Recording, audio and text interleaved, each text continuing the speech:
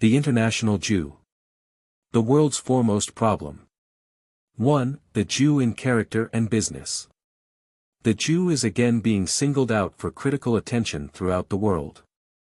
His emergence in the financial, political and social spheres has been so complete and spectacular since the war, that his place, power and purpose in the world are being given a new scrutiny, much of it unfriendly.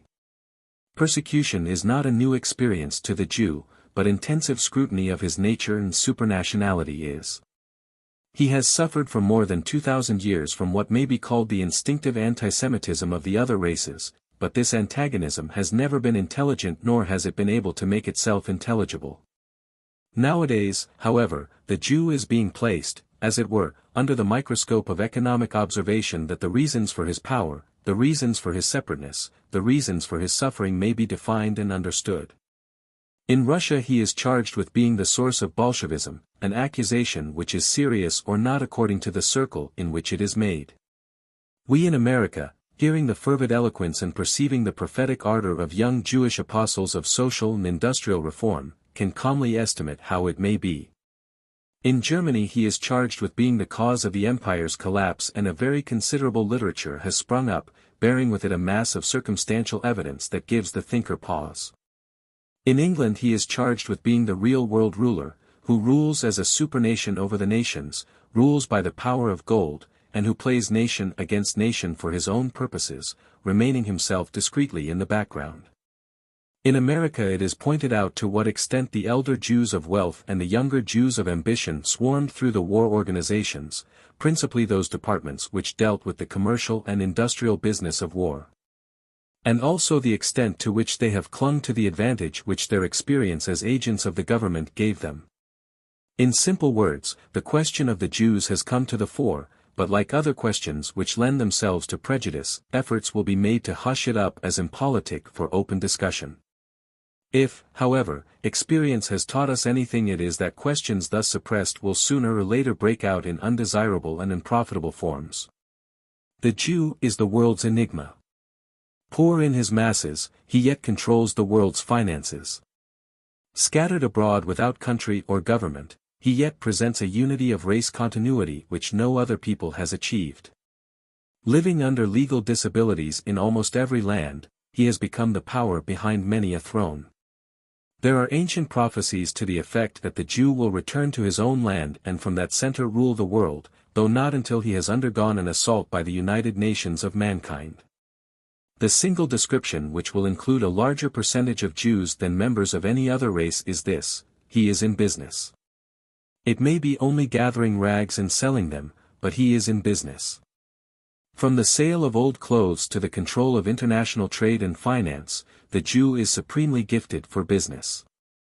More than any other race he exhibits a decided aversion to industrial employment, which he balances by an equally decided adaptability to trade.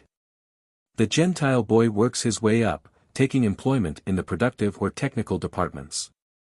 But the Jewish boy prefers to begin as messenger, salesman or clerk, anything, so long as it is connected with the commercial side of the business. An early Prussian census illustrates this characteristic. Of a total population of 269,400, the Jews comprised 6% or 16,164. Of these, 12,000 were traders and 4,164 were workmen. Of the Gentile population, the other 94%, or 153,236 people, there were only 17,000 traders. A modern census would show a large professional and literary class added to the traders, but no diminution of the percentage of traders and not much if any increase in the number of wage toilers. In America alone most of the big business, the trusts and the banks, the natural resources and the chief agricultural products, especially tobacco, cotton and sugar, are in the control of Jewish financiers or their agents. Jewish journalists are a large and powerful group here. Large numbers of department stores are held by Jewish firms, says the Jewish Encyclopedia, and many if not most of them are run under Gentile names. Jews are the largest and most numerous landlords of residence property in the country. They are supreme in the theatrical world. They absolutely control the circulation of publications throughout the country. Fewer than any race whose presence among us is noticeable, they receive daily an amount of favorable publicity which would be impossible did they not have the facilities for creating and distributing it themselves.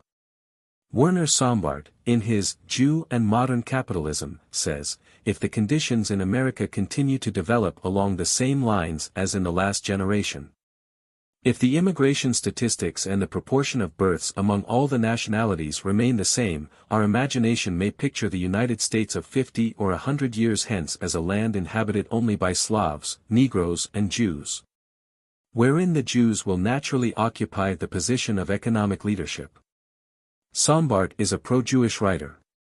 The question is, if the Jew is in control, how did it happen? This is a free country.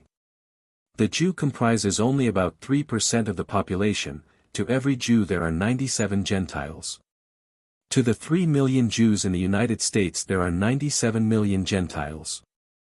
If the Jew is in control, is it because of his superior ability, or is it because of the inferiority and don't care attitude of the Gentiles? It would be very simple to answer it. The Jews came to America, took their chances like other people and proved more successful in the competitive struggle. But that would not include all the facts. And before a more adequate answer can be given, 2 points should be made clear. This first is this: all Jews are not rich controllers of wealth. There are poor Jews aplenty, though most of them even in their poverty are their own masters. While it may be true that the chief financial controllers of the country are Jews, it is not true that every Jew is one of the financial controllers of the country. The classes must be kept distinct for a reason which will appear when the methods of the rich Jews and the methods of the poor Jews to gain power are differentiated. Secondly, the fact of Jewish solidarity renders it difficult to measure Gentile and Jewish achievements by the same standard. When a great block of wealth in America was made possible by the lavish use of another block of wealth from across the seas. That is to say, when certain Jewish immigrants came to the United States with the financial backing of European Jewry behind them, it would be unfair to explain the rise of that class of immigration by the same rules which account for the rise of, say, the Germans or the Poles who came here with no resource but their ambition and strength. To be sure, many individual Jews come in that way, too, with no dependents but themselves, but it would not be true to say that the massive control of affairs which is exercised by Jewish wealth was won by individual initiative. It was rather the extension of financial control across the sea. That, indeed, is where any explanation of Jewish control must begin. Here is a race whose entire period of national history saw them peasants on the land, whose ancient genius was spiritual rather than material, bucolic rather than commercial, yet today, when they have no country, no government, and are persecuted in one way or another everywhere they go, they are declared to be the principal though unofficial rulers of the earth. How does so strange a charge arise, and why do so many circumstances seem to justify it? Begin at the beginning. During the formative period of their national character the Jews lived under a law which made plutocracy and pauperism equally impossible among them.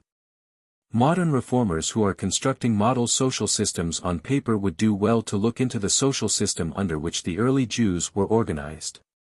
The law of Moses made a money aristocracy, such as Jewish financiers form today, impossible because it forbade the taking of interest.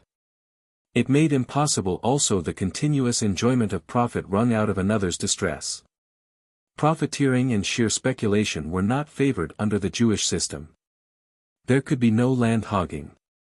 The land was apportioned among the people, and though it might be lost by debt or sold under stress, it was returned every 50 years to its original family ownership, at which time, called the Year of Jubilee. There was practically a new social beginning. The rise of great landlords and a moneyed class was impossible under such a system, although the interim of 50 years gave ample scope for individual initiative to assert itself under fair competitive conditions. If, therefore, the Jews had retained their status as a nation, and had remained in Palestine under the law of Moses, they would hardly have achieved the financial distinction which they have since won. Jews never got rich out of one another. Even in modern times they have not become rich out of each other but out of the nations among whom they dwelt. Jewish law permitted the Jew to do business with a Gentile on a different basis than that on which he did business with a brother Jew. What is called the law of the stranger was defined thus: unto a stranger thou mayest lend upon usury, but unto thy brother thou shalt not lend upon usury. Being dispersed among the nations, but never merging themselves with the nations and never losing a very distinctive identity, the Jew has had the opportunity to practice the ethics of the stranger for many centuries. Being strangers among strangers, and often among cruelly hostile strangers, they have found this law a compensating advantage. Still, this alone would not account for the Jew's preeminence in finance. The explanation of that must be sought in the Jew himself, his vigor, resourcefulness and special proclivities. Very early in the Jewish story we discover the tendency of Israel to be a master nation, with other nations as its vassals. Notwithstanding the fact that the whole prophetic purpose with reference to Israel seems to have been the moral enlightenment of the world through its agency, Israel's will to mastery apparently hindered that purpose. At least such would seem to be the tone of the Old Testament. Divinely ordered to drive out the Canaanites that their corrupt ideas might not contaminate Israel, the Jews did not obey, according to the old record. They looked over the Canaanitish people and perceived what great amount of manpower would be wasted if they were expelled, and so Israel enslaved them, and it came to pass, when Israel was strong, that they put the Canaanites to tribute, and did not utterly drive them out. It was this form of disobedience, this preference of material mastery over spiritual leadership, that marked the beginning of Israel's age-long disciplinary distress. The Jews' dispersion among the nations temporarily, that is, for more than 25 centuries now, changed the program which their scriptures declare was divinely planned, and that dispersion continues until today. There are spiritual leaders in modern Judaism who still claim that Israel's mission to the nations is spiritual.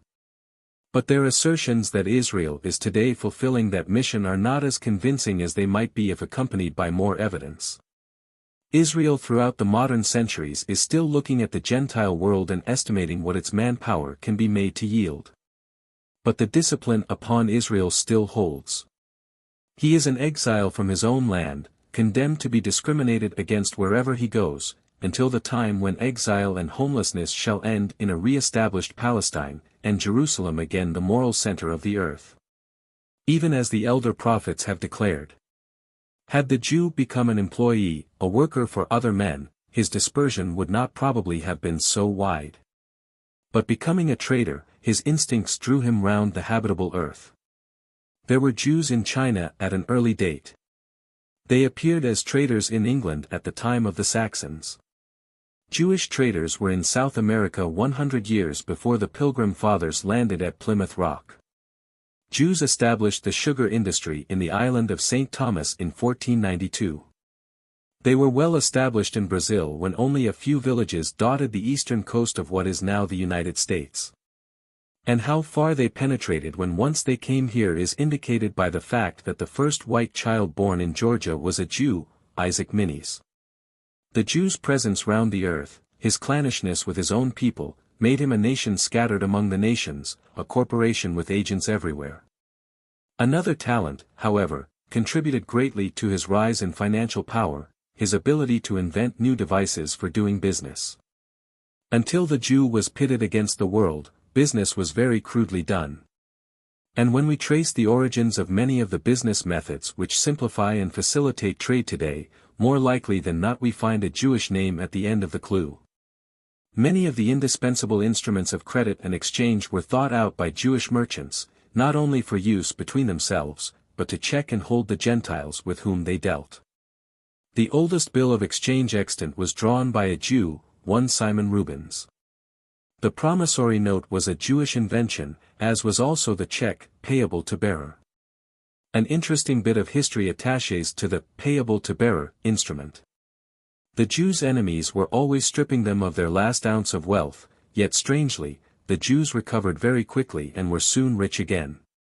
How this sudden recovery from looting and poverty? Their assets were concealed under bearer, and so a goodly portion was always saved.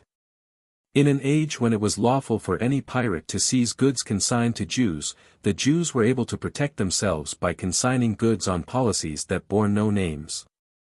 The influence of the Jew was to center business around goods instead of persons. Previously all claims had been against persons.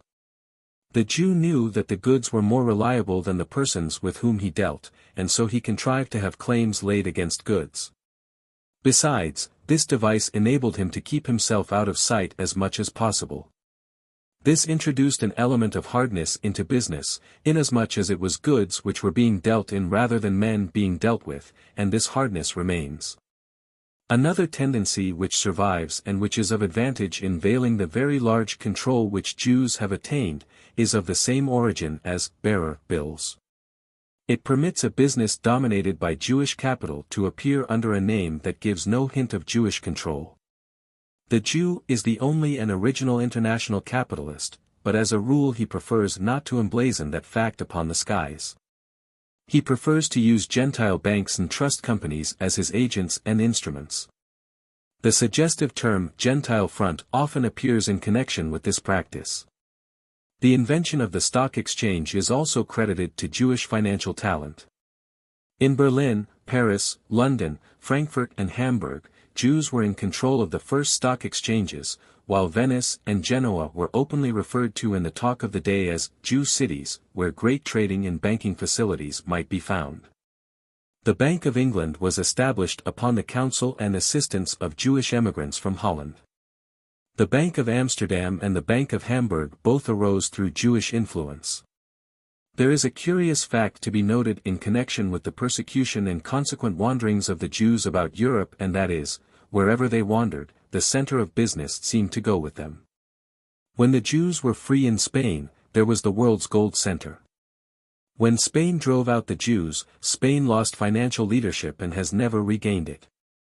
Students of the economic history of Europe have always been puzzled to discover why the center of trade should have shifted from Spain, Portugal and Italy, up to the northern countries of Holland, Germany, and England. They have sought for the cause in many things, but none has proved completely explanatory. When, however, it is known that the change was coincident with the expulsion of the Jews from the south and their flight to the north. When it is known that upon the Jews' arrival the northern countries began a commercial life which has flourished until our day, the explanation does not seem difficult. Time and again it has proved to be the fact that when the Jews were forced to move, the center of the world's precious metals moved with them.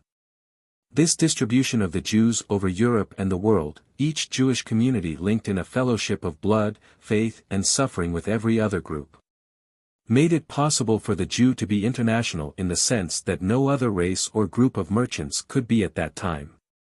Not only were they everywhere, Americans and Russians are everywhere, too, but they were in touch. They were organized before the days of conscious international commercial organizations, they were bound together by the sinews of a common life. It was observed by many writers in the Middle Ages that the Jews knew more of what was transpiring in Europe than the governments did. They also had better knowledge of what was likely to occur. They knew more about conditions than the statesmen did. This information they imparted by letter from group to group, country to country. Indeed, they may be said thus to have originated unconsciously the financial newsletter. Certainly the information they were able to obtain and thus distribute was invaluable to them in their speculative enterprises. Advanced knowledge was an immense advantage in the days when news was scarce, slow, and unreliable. This enabled Jewish financiers to become the agents of national loans, a form of business which they encouraged wherever possible. The Jew has always desired to have nations for his customers. National loans were facilitated by the presence of members of the same family of financiers in various countries, thus making an interlocking directorate by which king could be played against king, government against government. And the shrewdest use made of national prejudices and fears, all to the no small profit of the fiscal agent. One of the charges most commonly made against Jewish financiers today is that they still favor this larger field of finance. Indeed, in all the criticism that is heard regarding the Jew as a businessman, there is comparatively little said against him as an individual merchant serving individual customers. Thousands of small Jewish merchants are highly respected by their trade, just as tens of thousands of Jewish families are respected as our neighbors. The criticism, insofar as it respects the more important financiers, is not racial at all. Unfortunately, the element of race, which so easily lends itself to misinterpretation as racial prejudice, is injected into the question by the mere fact that the chain of international finance as it is traced around the world discloses at every link a Jewish capitalist, financial family, or a Jewish-controlled banking system. Many have professed to see in this circumstance a conscious organization of Jewish power for Gentile control, while others have attributed the circumstance to Jewish racial sympathies, to the continuity of their family affairs down the line of descent, and to the increase of collateral branches. In the old scriptural phrase, Israel grows as the vine grows, ever shooting out new branches and deepening old roots, but always part of the one vine. The Jew's aptitude for dealing with governments may also be traced to the years of his persecution. He early learned the power of gold in dealing with mercenary enemies. Wherever he went there followed him like a curse the aroused antipathy of other peoples. The Jew was never popular as a race, even the most fervid Jew will not deny that, howsoever he may explain it. Individuals have been popular, of course. Many phases of Jewish nature are found to be very lovable when known, but nevertheless one of the burdens the Jews have had to bear as a race is this burden of racial unpopularity. Even in modern times, in civilized countries, in conditions which render persecution absolutely impossible, this unpopularity exists. And what is more, the Jew has not seemed to care to cultivate the friendship of the Gentile masses, due perhaps to the failures of experience, but due more likely to his inborn persuasion that he belongs to a superior race. Whatever the true reason, he has always placed his main dependence on cultivating friendship with kings and nobles. What cared the Jew if the people gnashed their teeth against him, so long as the king and the court were his friends? Thus there was always, even through most of the severely trying times, a court Jew, one who had bought by loans and held by the stranglehold of debt an entrance to the king's chamber. The policy of the Jews has always been to go to headquarters. They never tried to placate the Russian people, but they did endeavor to enlist the Russian court. They never tried to placate the German people, but they did succeed in permeating the German court. In England they shrugged their shoulders at the outspoken anti-Jew reactions of the British populace. What care they? Have they not all of Lord Dom at their heels? Do they not hold the strings of Britain's purse? Through this ability of theirs to go to headquarters, it is possible to account for the stronghold they got upon various governments and nations. Added to this ability was, of course, the ability to produce what the governments wanted. If a government wanted a loan, the Jew at court could arrange it through Jews at other financial centers and political capitals. If one government wanted to pay another government a debt without risking the precious metal to a mule train through a robber-infested country, the Jew at court arranged that too. He transferred a piece of paper and the debt was paid by the banking house at the foreign capital. The first time an army was ever fed in the modern commissary way, it was done by a Jew. He had the capital and he had the system. Moreover, he had the delight of having a nation for his customer. And this tendency, which served the race so well throughout the troublous centuries, shows no sign of abatement. Certainly, seeing to what an extent a race numerically so unimportant influences the various governments of the world today. The Jew who reflects upon the disparity between his people's numbers and their power may be pardoned if he sees in that fact a proof of their racial superiority. It may be said also that Jewish inventiveness in business devices continues to the present time, as well as Jewish adaptability to changing conditions. The Jew is credited with being the first to establish branch houses in foreign countries in order that responsible representatives of the Home Office might be on the ground taking instant advantage of every opening. During the war a great deal was said about the peaceful penetration which the German government had effected in the United States by establishing here branch offices and factories of German firms.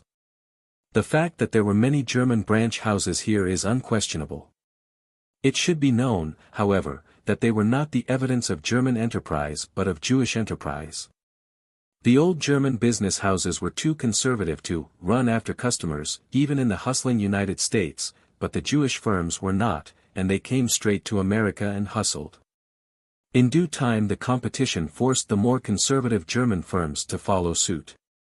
But the idea was Jewish in its origin, not German. Another modern business method whose origin is credited to Jewish financiers is that by which related industries are brought together, as for example, if an electrical power company is acquired. Then the street railway company using the electricity would be acquired too, one purpose being in this way to conserve all the profit accruing along the line, from the origination of the power down to the delivery of the streetcar ride. But perhaps the main purpose being that, by the control of the powerhouse the price of current could be increased to the car company, and by the control of the car company the cost of a ride could be increased to the public. The controllers thus receiving an additional profit all down the line. There is much of this going on in the world today, and in the United States particularly. The portion of the business immediately next to the ultimate consumer explains that its costs have risen, but it does not explain that the costs were increased by the owners and not by outsiders who were forced to do so by economic pressure. There is apparently in the world today a central financial force which is playing a vast and closely organized game, with the world for its table and universal control for its stakes. The people of civilized countries have lost all confidence in the explanation that economic conditions are responsible for all the changes that occur. Under the camouflage of economic law, a great many phenomena have been accounted for which were not due to any law whatever except the law of the selfish human will as operated by a few men who have the purpose and the power to work on a wide scale, with nations as their vassals. Whatever else may be national, no one today believes that finance is national. Finance is international. Nobody today believes that international finance is in any way competitive. There are some independent banking houses, but few strong independent ones. The great masters, the few whose minds see clearly the entire play of the plan, control numerous banking houses and trust companies, and one is used for this while another is used for that, but there is no disharmony between them. No correction of each other's methods, no competition in the interests of the business world. There is as much unity of policy between the principal banking houses of every country as there is between the various branches of the United States Post Office, and for the same reason, namely, they are all operated from the same source and for the same purpose. Just before the war Germany bought very heavily in American cotton and had huge quantities of it tied up here for export. When war came, the ownership of that mountainous mass of cotton wealth changed in one night from Jewish names in Hamburg to Jewish names in London. At this writing cotton is selling in England for less than it is selling in the United States, and the effect of that is to lower the American price. When the price lowers sufficiently, the market is cleared of cotton by buyers previously prepared, and then the price soars to high figures again. In the meantime, the same powers that have engineered the apparently causeless strengthening and weakening of the cotton market, have seized upon stricken Germany to be the sweatshop of the world. Certain groups control the cotton, lend it to Germany to be manufactured, leave a pittance of it there in payment for the labor that was used, and then profiteer the length and breadth of the world on the lie that cotton is scarce. And when, tracing all these antisocial and colossally unfair methods to their source, it is found that the responsible parties all have a common characteristic. Is it any wonder that the warning which comes across the sea, "Wait until America becomes awake to the Jew," has a new meaning? Certainly, economic reasons no longer explain the condition in which the world finds itself today. Neither does the ordinary explanation of the heartlessness of capital. Capital has endeavored as never before to meet the demands of labor, and labor has gone to extremes in leading capital to new concessions, but what has it advantaged either of them? Labor has heretofore thought that capital was the sky over it, and it made the sky yield, but behold, there was yet an higher sky which neither capital nor labor had seen in their struggles one with another. That sky is so far unyielding. That which we call capital here in America is usually money used in production, and we mistakenly refer to the manufacturer, the manager of work, the provider of tools and jobs, we refer to him as the capitalist. Oh, no. He is not the capitalist in the real sense. Why, he himself must go to capitalists for the money with which to finance his plans. There is a power yet above him, a power which treats him far more callously and holds him in a more ruthless hand than he would ever dare display to labor. That, indeed, is one of the tragedies of these times, that labor and capital are fighting each other, when the conditions against which each one of them protests, and from which each one of them suffers, is not within their power to remedy at all, unless they find a way to wrest world control from that group of international financiers who create and control both these conditions. There is a supercapitalism which is supported wholly by the fiction that gold is wealth. There is a supergovernment which is allied to no government, which is free from them all, and yet which has its hand in them all. There is a race, a part of humanity, which has never yet been received as a welcome part, and which has succeeded in raising itself to a power that the proudest Gentile race has never claimed, not even Rome in the days of her proudest power. It is becoming more and more the conviction of men all over the world that the labor question, the wage question, the land question cannot be settled until first of all this matter of an international supercapitalistic government is settled. To the victor belongs the spoils, is an old saying. And in a sense it is true that if all this power of control has been gained and held by a few men of a long despised race, then either they are supermen whom it is powerless to resist, or they are ordinary men whom the rest of the world has permitted to obtain an undue and unsafe degree of power. Unless the Jews are supermen, the Gentiles will have themselves to blame for what has transpired, and they can look for rectification in a new scrutiny of the situation and a candid examination of the experiences of other countries. Issue of May 22, 1920. 2. Germany's reaction against the Jew. Humanity has become wise enough to discuss those forms of physical sickness over which it formerly drew the veil of shame and secrecy, but political hygiene is not so far advanced. The main source of the sickness of the German national body is charged to be the influence of the Jews, and although this was apparent to acute minds years ago, it is now said to have gone so far as to be apparent to the least observing. The eruption has broken out on the surface of the body politic, and no further concealment of this fact is possible. It is the belief of all classes of the German people that the collapse which has come since the armistice, and the revolution from which they are being prevented a recovery, are the result of Jewish intrigue and purpose.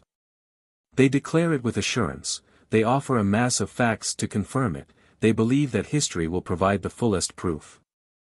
The Jew in Germany is regarded as only a guest of the people. He has offended by trying to turn himself into the host. There are no stronger contrasts in the world than the pure Germanic and pure Semitic races, therefore, there has been no harmony between the two in Germany.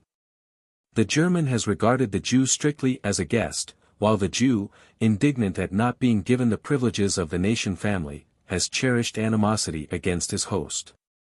In other countries the Jew is permitted to mix more readily with the people, he can amass his control unchallenged, but in Germany the case was different. Therefore, the Jew hated the German people. Therefore, the countries of the world which were most dominated by the Jews showed the greatest hatred of Germany during the recent regrettable war. Jewish hands were in almost exclusive control of the engines of publicity by which public opinion concerning the German people was molded. The sole winners of the war were Jews. But assertion is not enough, proof is wanted. Therefore, consider the evidence. What occurred immediately upon the change from the old regime to the new? The cabinet composed of 6 men, which substituted the Minister of State, was dominated by the Jews Hasse and Landsberg. Hasse had control of foreign affairs, his assistant was the Jew Kautsky, a Czech, who in 1918 was not even a German citizen. Also associated with Hasse were the Jews Kohn and Herzfeld. The Jew Schiffer was financial minister of state, assisted by the Jew Bernstein. The Secretary of the Interior was the Jew Preuss, with the Jew Dr. Freund for his assistant. The Jew Fritz Max Cohen, who was correspondent of the Frankfurter Zeitung in Copenhagen, was made government publicity agent. The Kingdom of Prussia duplicated this condition of affairs. The Jews Hirsch and Rosenfeld dominated the cabinet, with Rosenfeld controlling the Department of Justice, and Hirsch in the Department of the Interior. The Jew Simon was in charge of the Treasury Department. The Prussian Department of Justice was wholly manned and operated by Jews. The Director of Education was the Jew Fertran with the assistance of the Jew Arndt. The Director of the Colonial Office was the Jew Meyer Gerhard. The Jew Kastenberg was the Director of the Department of Art. The War Food Supply Department was directed by the Jew Worm, while in the State Food Department were the Jews Professor Dr. Hirsch and the Geheimrat Dr. Stathigen. The Soldiers and Workmen's Committee was directed by the Jew Cohen with the Jews Stern, Herz, Lohenberg, Frankel, Israelowicz, Laubenheim, Seelig-Sohn, Katzenstein, Laufenberg, Heimann, Schlesinger. Merz and Weil having control of various activities of that committee. The Jew Ernst is chief of police at Berlin, in the same office at Frankfurt is the Jew Sinsheimer, in Munich the Jew Steiner, in Essen the Jew Levy. It will be remembered that the Jew Eisner was president of Bavaria, his financial minister being the Jew Jaffe. Bavaria's trade, commerce and industry were in control of the half-Jew Brentano. The Jews Lipsinski and Schwartz were active in the government of Saxony, the Jews Thalheimer and Hyman in Württemberg, the Jew Fulda in Hessen. 2 delegates sent to the peace conference were Jews and a third was notoriously the tool of Jewish purposes. In addition, Jews swarmed through the German delegation as experts and advisors: Max Warburg, Dr. von Strauss, Merton, Oscar Oppenheimer, Dr. Jaffe, Deutsch, Brentano, Bernstein, Struck, Rathenau, Wassermann, and Mendelssohn Bartholdy. As to the part which Jews from other countries had in the peace conference, German observers declare that any candid student may discover by reading the accounts of impartial non-Jewish recorders of that event. Only the non-Jewish historians seem to have been struck by the fact. The multitude of Jewish writers apparently judged it wise to conceal it. Jewish influence in German affairs came strongly to the front during the war. It came with all the directness and attack of a flying wedge, as if previously prepared. The Jews of Germany were not German patriots during the war, and although this will not appear a crime in the eyes of the nations who were opposed to Germany, it may throw some light on the Jew's assertion of patriotic loyalty to the land where he lives. Thoughtful Germans hold that it is impossible for the Jew to be a patriot, for reasons which will presently be given. The point to be considered is the general claim that the persons already named would not have obtained the positions in which they were found had it not been for the revolution, and the revolution would not have come had not they brought it. It is true that there were unsatisfactory conditions in Germany, but they could and would have been adjusted by the people themselves. The conditions which destroyed the people's morale and were made impossible of reform were in control of the Jews. The principal Jewish influences which are charged with bringing about the downfall of German order may be named under 3 heads: a. The spirit of Bolshevism which masqueraded under the name of German socialism; b. Jewish ownership and control of the press; c. Jewish control of the food supply and the industrial machinery of the country. There was a fourth, higher up, but these worked upon the German people directly. As it is possible that German conclusions upon this matter may be received doubtfully by peoples whose public opinion has been shaped by Jewish influence, it may help to quote George Pitter Wilson, of the London Globe, who wrote early in April 1919, Bolshevism is the dispossession of the Christian nations of the world to such an extent that no capital will remain in the hands of the Christians, that all Jews may jointly hold the world in their hands and reign wherever they choose. As early as the second year of the war, German Jews were preaching that Germany's defeat was necessary to the rise of the proletariat, at which time Strobel declared, "I openly admit that a full victory of the country would not be in the interest of the Social Democrats." Everywhere it was preached that the exaltation of the proletariat after a won victory is an impossibility.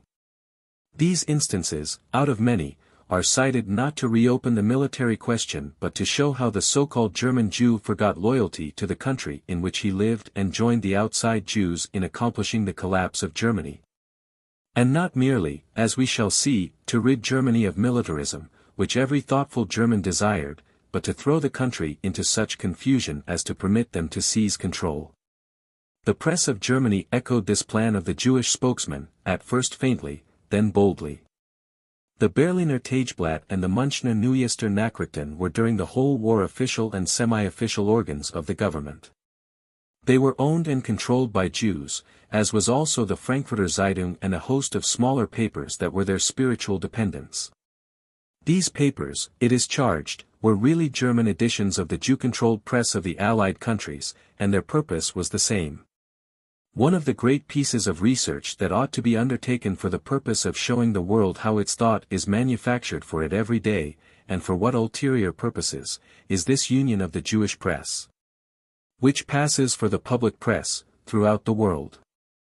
The food and supplies of the people quickly passed into Jewish hands as soon as the war emergency came, and then began a period of dishonesty which destroyed the confidence of the bravest. Like all other patriotic people, the German people knew that war meant sacrifice and suffering, and like other people they were willing to share the common lot.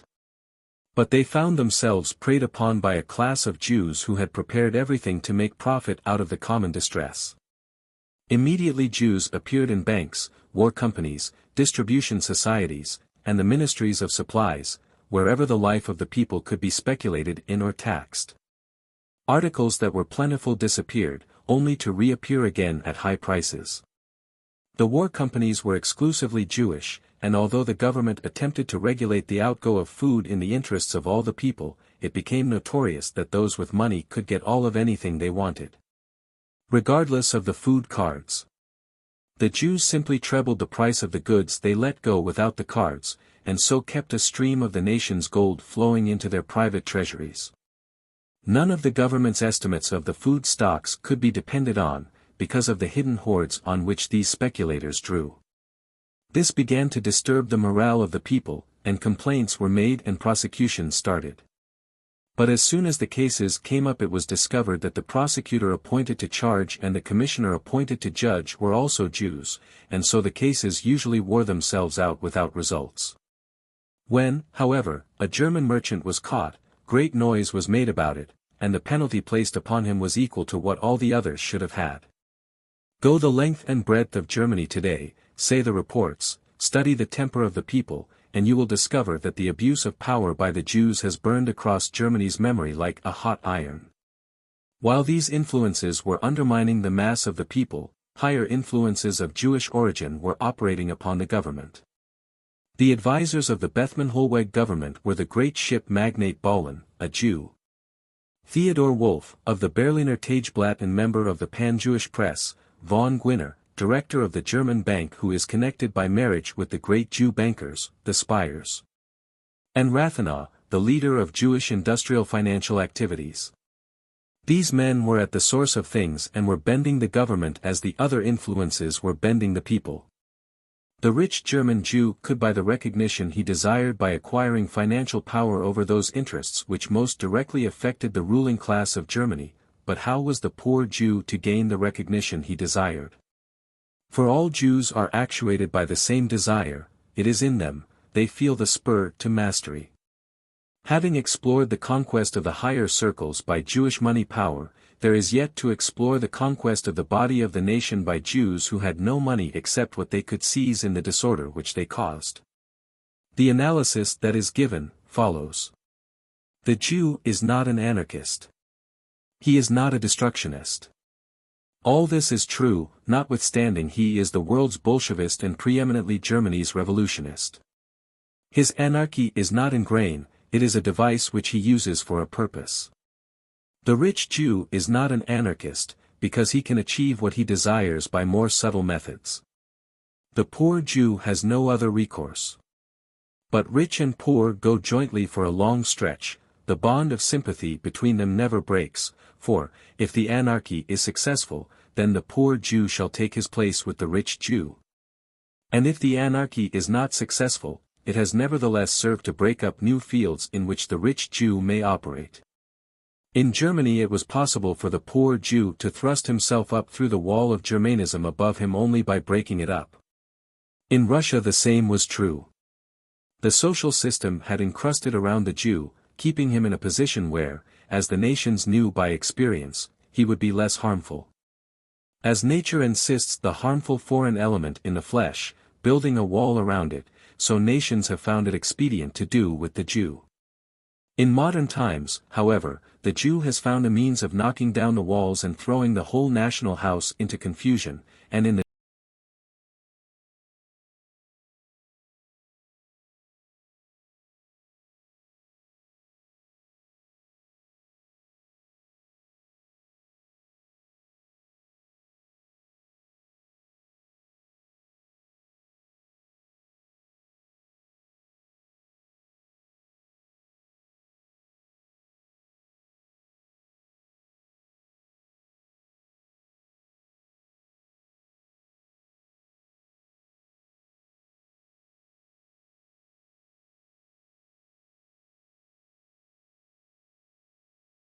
came up a perfect phalanx, a flying wedge through the superinduced disorder, as if every man's place had been previously prepared for him. That also is the way it was in Germany. The German ceiling had to be broken, as it were, before the poor Jews could realize their ambition. When the break was made, they swarmed through and settled in places of control above the nation. This may explain why Jews the world over supply the energy of disruptive movements. It is understood that the young Jews of the United States are propagandists of an ideal that would practically abolish the United States. The attack is aimed, of course, against capitalism, which means the present government of the world by the Gentile. The true capitalists of the world are Jews, who are capitalists for capital's sake. It is hard to believe that they wish to destroy capital, they wish to obtain sole control of it, and their wish has long been in fair way to fulfillment. In Germany, therefore, as in Russia, distinction is made between the methods of the rich and of the poor Jews, because one method affects the government and the other the morale of the people, but both converge on the same objective. It is not only desire to escape oppression that actuates the lower classes of Jews, but desire to gain control, for the spirit of mastery pulses strong within them. German convictions on this question have reached the place where they may be expressed thus: revolution is the expression of the Jews' will to power. Parties such as the Socialists, Democrats and Freethinkers are but tools for the Jewish plan to power. The so-called dictatorship of the proletariat is really and practically the dictatorship of Jews. So suddenly have German eyes been opened, so stormfully wrathful has been the reaction, that the word has gone out through German Judaism to retire to the second trench. There has been a sudden and concerted abandonment of office wherever the office made direct contact with the public. There has, however, been no abandonment of power. What will happen in Germany is not now known. Some regrettable things have already happened. But the Germans will doubtless prove themselves equal to the situation by devising methods of control at once unobjectionable and effective. But as to Russia, it is hardly doubtful any longer what will happen there. When Russia turns, a shudder will run through the earth. How Gentile Germany and Russia look at the entire question may be summarized as follows. Judaism is the most closely organized power on earth, even more than the British Empire. It forms a state whose citizens are unconditionally loyal wherever they may be and whether rich or poor. The name which is given in Germany to this state, which circulates among all the states, is Al-Judon. The means of power of the state of Al-Judon are capital and journalism, or money and propaganda. Al-Judon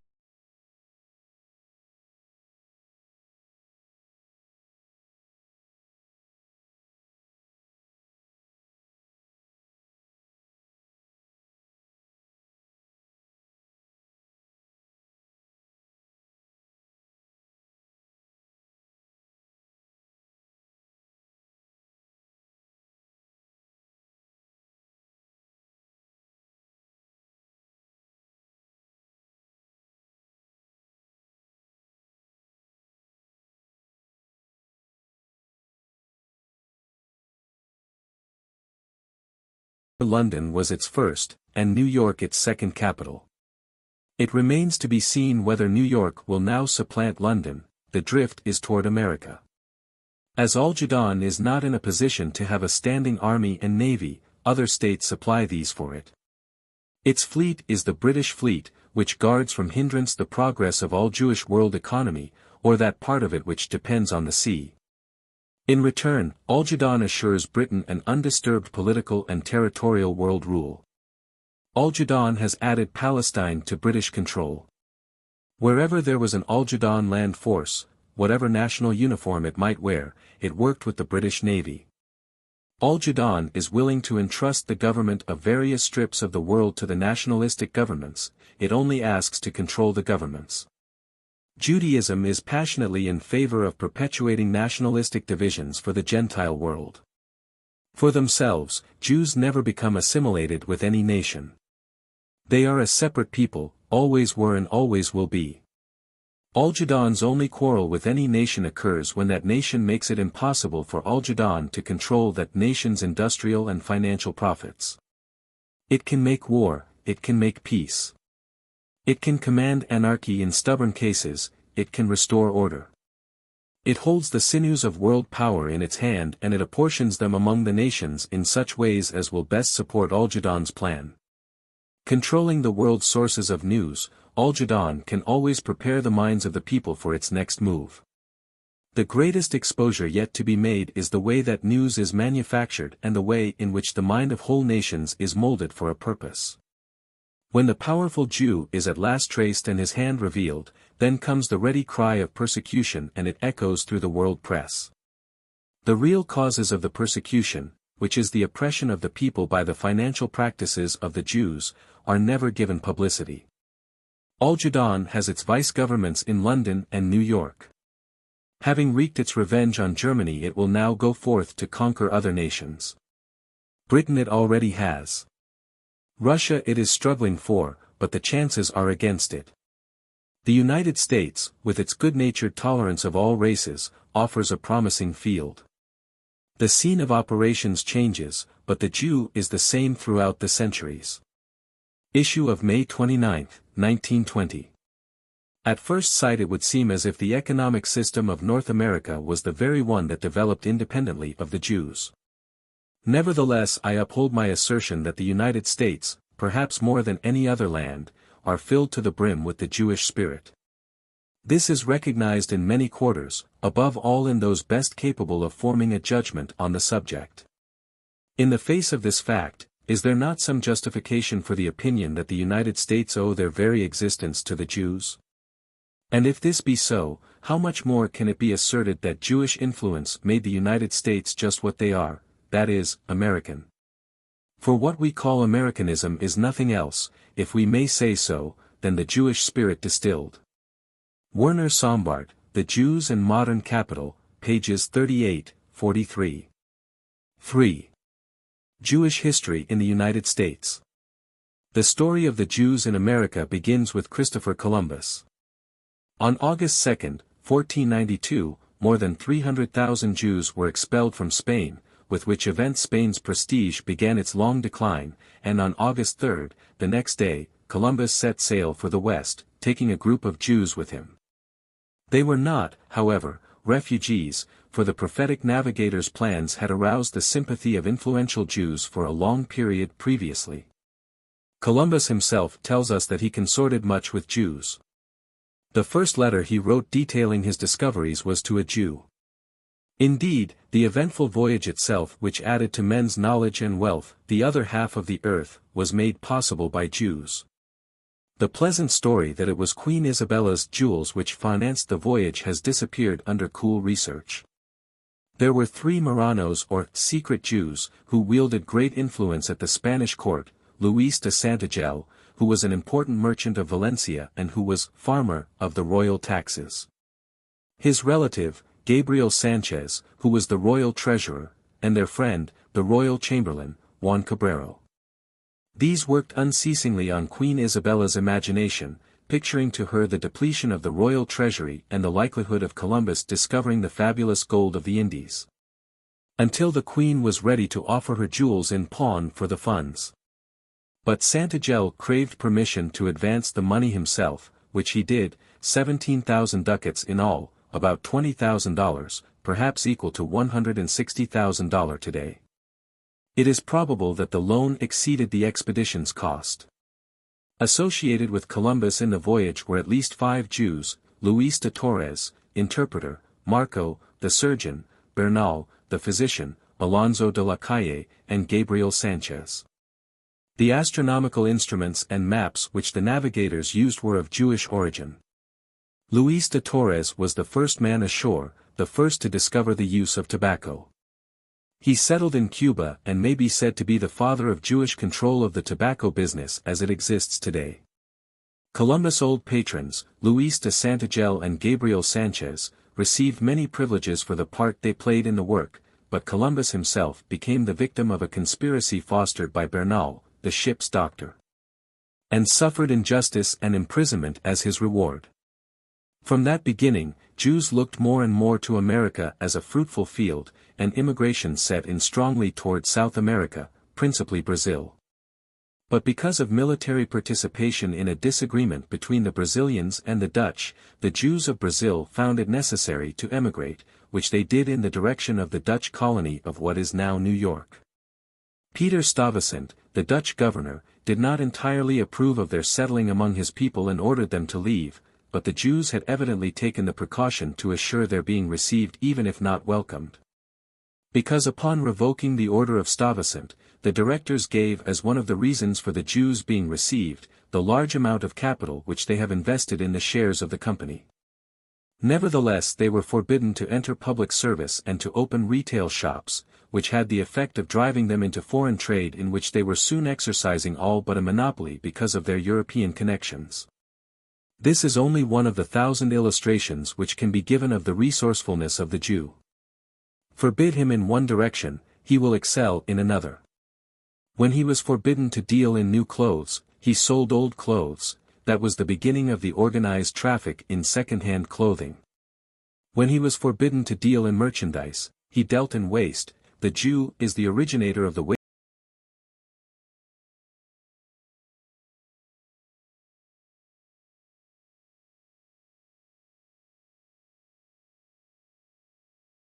How to use gall nuts and rabbit skins. He has always had a taste for the furrier trade, which he now controls, and to him is due the multitude of common skins which now pass under various alluring trade names as furs of high origin. The idea of renovation gained commercial value through the Jew. In the rag men who blow tin horns through our cities and save the old iron, old bottles, old paper and old fabrics. We have the commercial descendants of those earlier Jews who turned adversity into success by converting the rubbish of the earth into material of value. Unwittingly, old Peter Stuyvesant compelled the Jew to make New York the principal port of America, and though a majority of New York Jews had fled to Philadelphia at the time of the American Revolution, most of them returned to New York at the earliest opportunity, instinct seeming to make them aware that in New York was to be their principal paradise of gain. And so it has proved. New York is the greatest center of Jewish population in the world. It is the gateway where the bulk of American imports and exports are taxed, and where practically all the business done in America pays tribute to the masters of money. The very land of the city is practically the holdings of the Jews. A list of the property owners of the metropolis reveals only at rare intervals a Gentile name. No wonder that Jewish writers, viewing this unprecedented prosperity, this unchecked growth in wealth and power, exclaim enthusiastically that the United States is the promised land foretold by the prophets, and New York the New Jerusalem. Some have gone even further and described the peaks of the Rockies as the mountains of Zion, and with reason, too, if the mining and coastal wealth of the Jews is considered. The new waterways proposal, which will make an ocean port of practically every great city on the Great Lakes and take from New York the prestige she has maintained by being the gateway toward which the principal railways narrowed, is being strongly protested at this time. And the strongest motive in opposing this most obvious betterment is that so much wealth counted in New York is not wealth at all, but fictitious values depending solely on New York remaining New York. When anything comes which will make New York merely a city on the coast, and not the city where the great taxers sit to levy their tribute, much Jewish wealth will decrease. It was fabulous before the war. What it is now the statisticians will hardly undertake to say. In 50 years the increase in the Jewish population of the United States has been from 50,000 to more than 3,300,000. In the British Isles there are only 300,000, in Palestine only 100,000. It is fortunate for the Jew himself that in Great Britain his numbers are not greater, for the large and evident control he exercises in great matters would sometimes make it inconvenient for the poorer Jew. If he were abroad in England in large numbers. An unusually well-informed Briton says that antisemitism is always ready to break out in England upon sufficient cause, but it cannot break out against the inaccessible rich Jews who control in politics and international finance. It is probably true that the commonest real cause of antisemitism is the action of the international Jew who is often unknown and always secure, but the innocent victim of it is the poor Jew. Antisemitism, however, will be considered in the next article. The figures representing Jewish population in Great Britain and the United States indicate that the colossal power wielded by international Jewish financiers is neither consequent nor dependent upon their number. The arresting fact about the Jew is his worldwide unchallenged power, coupled with comparative numerical inferiority. There are only about 14 million Jews in the world, they are about as numerous as the Koreans. This comparison of their numbers with the Koreans will illustrate still more vividly the phenomenon of their power. In the time of George Washington there were about 4,000 Jews in the country, most of them well-to-do traders.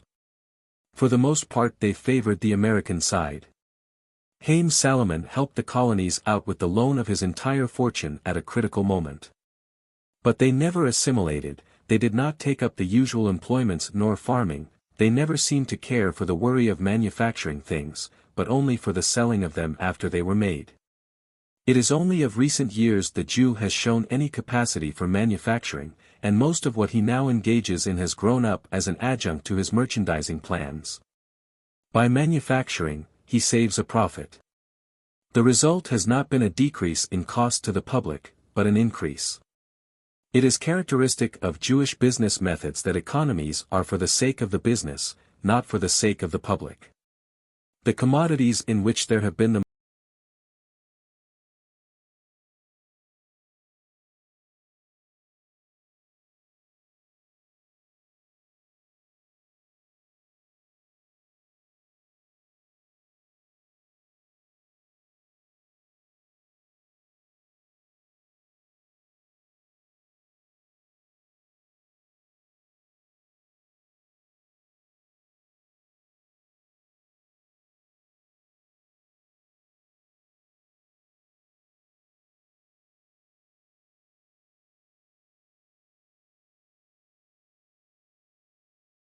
the Jewish heart, but to the hardness of the Jewish view of business. Business is to it a matter of goods and money, not of people. If you are in distress and suffering, the Jewish heart would have sympathy for you, but if your house were involved in the matter, you and your house would be two separate entities. The Jew would naturally find it difficult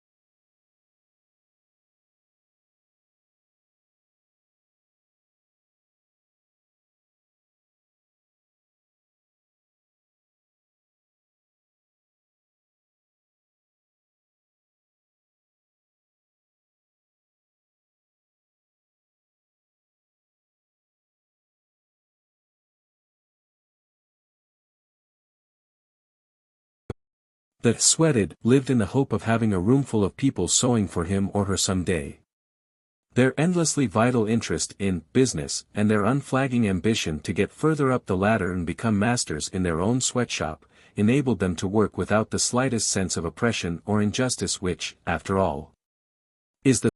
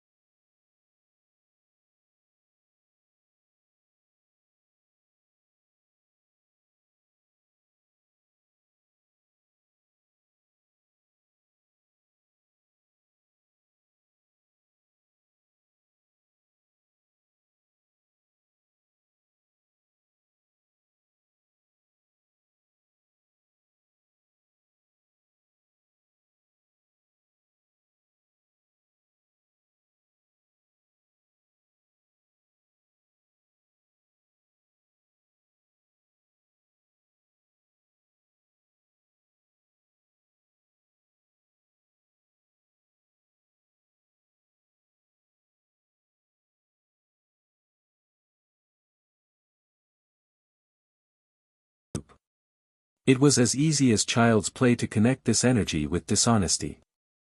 The Jew was not playing the game, at least so the staid English merchant thought. As a matter of fact, he was playing the game to get it all in his own hands, which he has practically done. The Jew has shown that same ability ever since. His power of analyzing the money currents amounts to an instinct. His establishment in one country represented another base from which the members of his race could operate. Whether by the natural outworking of innate gifts, or the deliberate plan of race unity and loyalty, all Jewish trading communities had relations, and as those trading communities increased in wealth, prestige and power, as they formed relations with governments and great interests in the countries where they operated, they simply put more power into the central community wherever it might be located, now in Spain, now in Holland, now in England. Whether by intention or not, they became more closely allied than the branches of one business could be, because the cement of racial unity. The bond of racial brotherhood cannot in the very nature of things exist among the Gentiles as it exists among the Jews. Gentiles never think of themselves as Gentiles, and never feel that they owe anything to another Gentile as such. Thus they have been convenient agents of Jewish schemes at times and in places when it was not expedient that the Jewish controllers should be publicly known, but they have never been successful competitors of the Jew in the field of world control. From these separated Jewish communities went power to the central community where the master bankers and the master analysts of conditions lived. And back from the central community flowed information of an invaluable character and assistance wherever needed. It is not difficult to understand how, under such a condition, the nation that did not deal kindly with the Jews was made to suffer, and the nation that yielded to them their fullest desire was favored by them. And it is credibly stated that they have made certain nations feel the power of their displeasure. This system, if it ever existed, exists in greater power today. It is today, however, threatened as it has never been. 50 years ago, international banking, which was mostly in control of the Jews as the money brokers of the world, was on top of business. It exercised the super control of governments and finance everywhere. Then came that new thing, industry, which expanded to a degree unguessed by the shrewdest prophets and analysts. As industry gathered strength and power, it became a powerful money magnet, drawing the wealth of the world in its train, not, however, merely for the sake of possessing the money, but of making it work. Production and profit on production, instead of loans and interest on loans, became the master method for a time. The war came, in which the former broker masters of the world had undoubtedly their large part. And now the two forces, industry and finance, are in a struggle to see whether finance is again to become the master, or creative industry. This is one of the elements which is bringing the Jewish question to the bar of public opinion. To state this and to prove it may be nothing more than to establish the superiority of Jewish ability. Certainly it is not a tenable position to say that the Jew is extraordinarily successful and therefore must be curbed. It would be equally aside from the truth to say that the coordination of Jewish activity has been, on the whole, a harmful thing for the world. It may be possible to show that up to this point it has been useful. Success cannot be attacked nor condemned. If any moral question arises at all, it must concern the use made of the success which has been attained. The whole matter centers there, after the previous fact is established. May the Jew go on as he has gone, or does his duty to the world require another use of his success? This inquiry obviously leads to further discussion, as well as a gathering up of the remaining threads of the present discussion, which future articles will attempt to do. Issue of June 12, 1920. To this end we must organize. Organize, in the first place, so that the world may have proof of the extent and the intensity of our desire for liberty.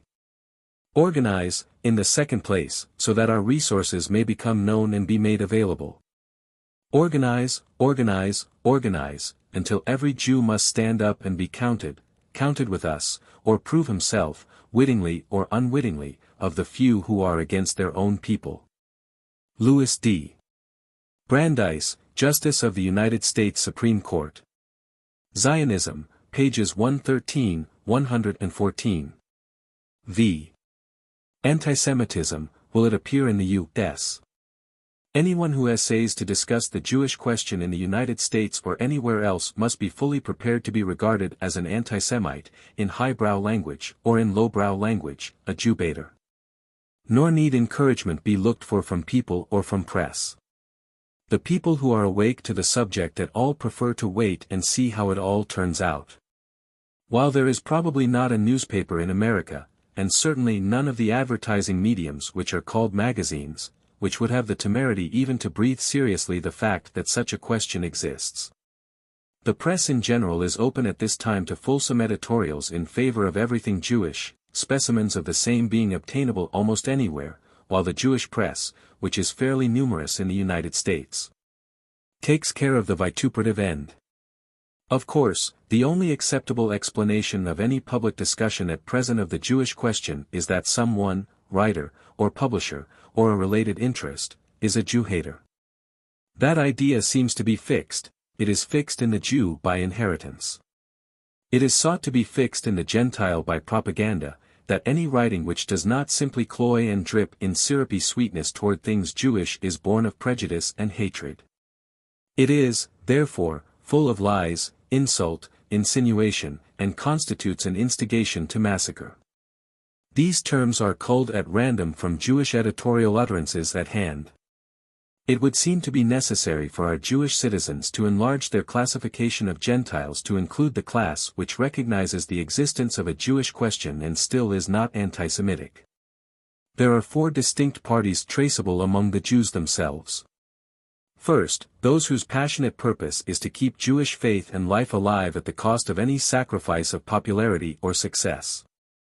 Second, those who are willing to make whatever sacrifice may be needed to preserve Jewish religion, but are not so particular about the traditional customs of Jewish life.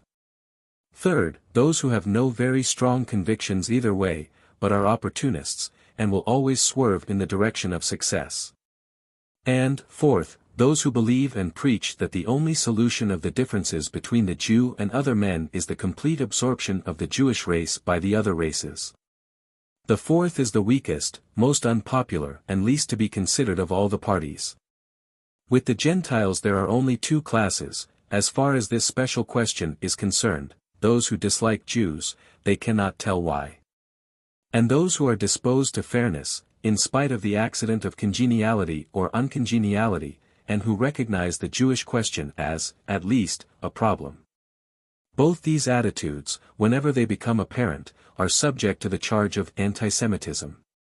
Antisemitism is a term which is bandied about too loosely. It ought to be reserved to denote the real anti-Jewish temper of violent prejudice. If used indiscriminately about all who attempt to discuss Jewish characteristics and Jewish world power, it may in time arrive at the estate of respectability and honor. Antisemitism in almost every form is bound to come to the United States. Indeed, it may be said that it is here now, and has been here for a long time. If it be mislabeled now, the United States will not be able to work within it the transformation which has been effected upon so many other ideas that have arrived here in their journey round the globe. It may be a serviceable clearing of the ground to define what antisemitism is not. 1. It is not recognition of the Jewish question. If it were, then it could be set down that the bulk of the American people are destined to become anti-Semites. For they are beginning to recognize the existence of a Jewish question and will steadily do so in increasing numbers as the question is forced upon them from the various practical angles of their lives. The question is here. We may be honestly blind to it. We may be timidly silent about it. We may even make dishonest denial of it. But it is here. In time all will have to recognize it. In time the polite hush of oversensitive or intimidated circles will not be powerful enough to suppress it. But to recognize it will not mean that we have gone over to a campaign of hatred and enmity against the Jews. It will only mean that a stream of tendency which has been flowing through our civilization has at last accumulated bulk and power enough to challenge attention, to call for some decision with regard to it. To call for the adoption of a policy which will not repeat the mistakes of the past and yet will forestall any possible social menace of the future.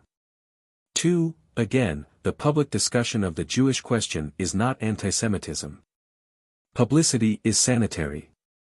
The publicity given the Jewish question, or certain aspects of it, in this country has been very misleading. It has been discussed more fully in the Jewish press than elsewhere, but not with candor or breadth of vision. The two dominant notes, they are sounded over and over again with monotonous regularity in the Jewish press, are Gentile unfairness and Christian prejudice. These apparently are the two chief aspects of life which impress Jewish publicists when they look over the line of their own race. It is said in all soberness that it is fortunate for Jews generally that the Jewish press does not circulate very widely among Gentiles, for it is probably the one established agency in the United States which, without altering its program in the least, could stir up anti-Jewish sentiment by the simple expedient of a general reading among non-Jews. Jewish writers writing for Jewish readers present unusual material for the study of race consciousness and its accompaniment of contempt for other races.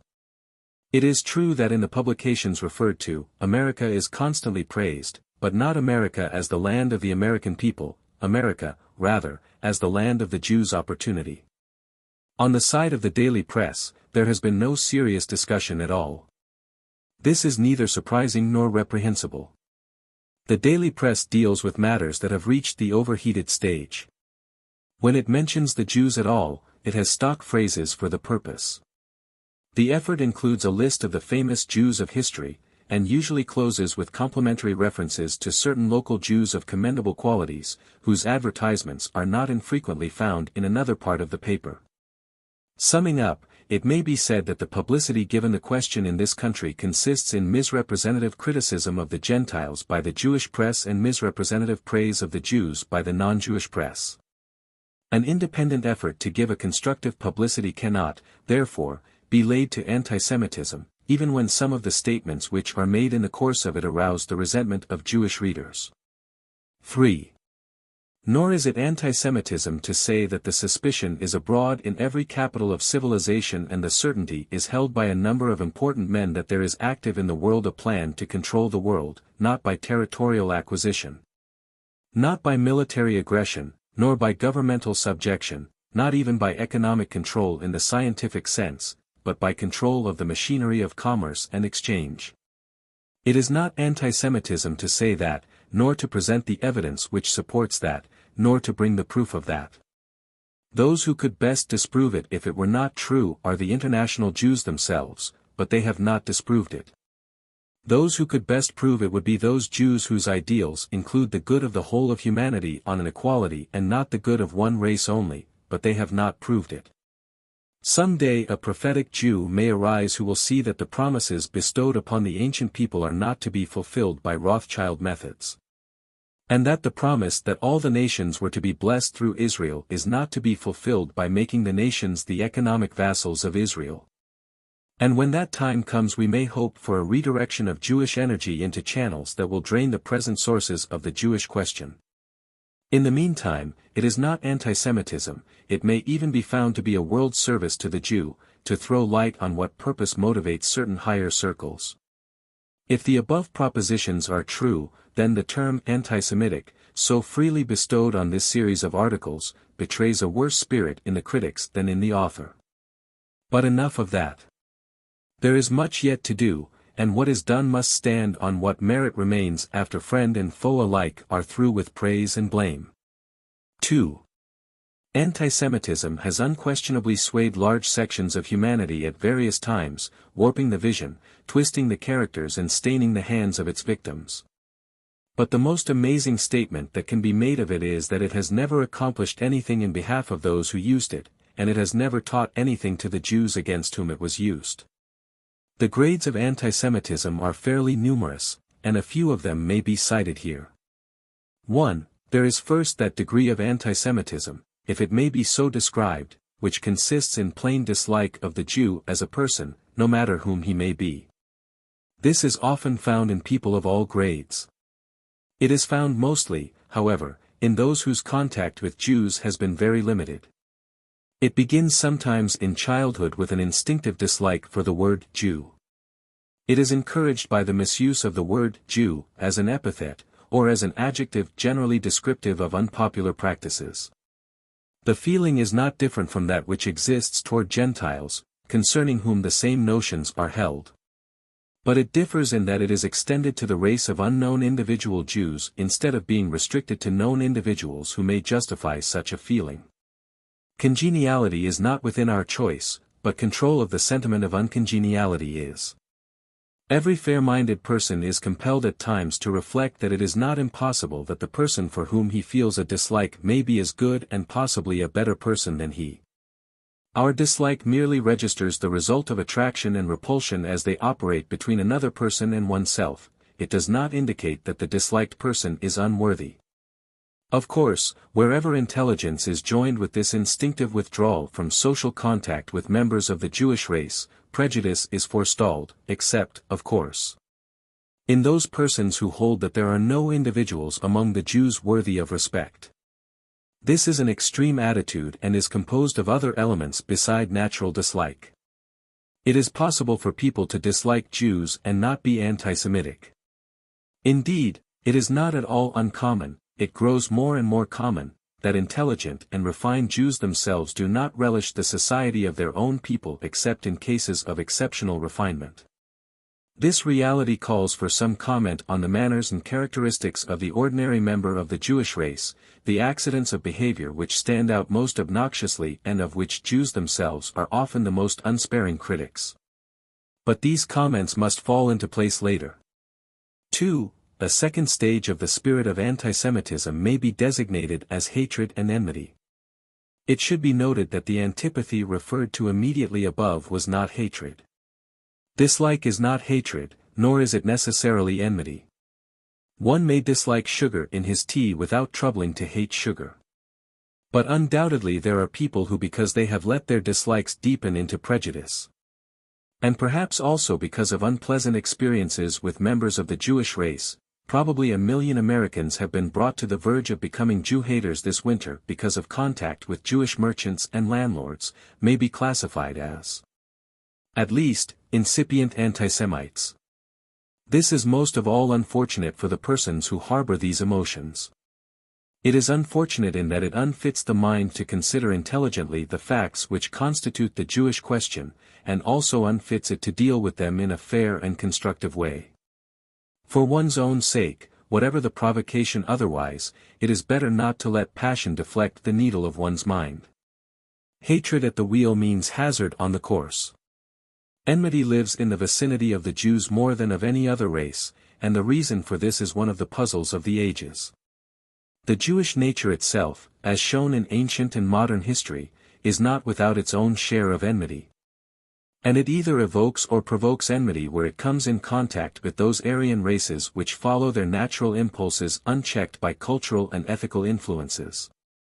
This age-long conflict of the Jew has puzzled the minds of students for generations.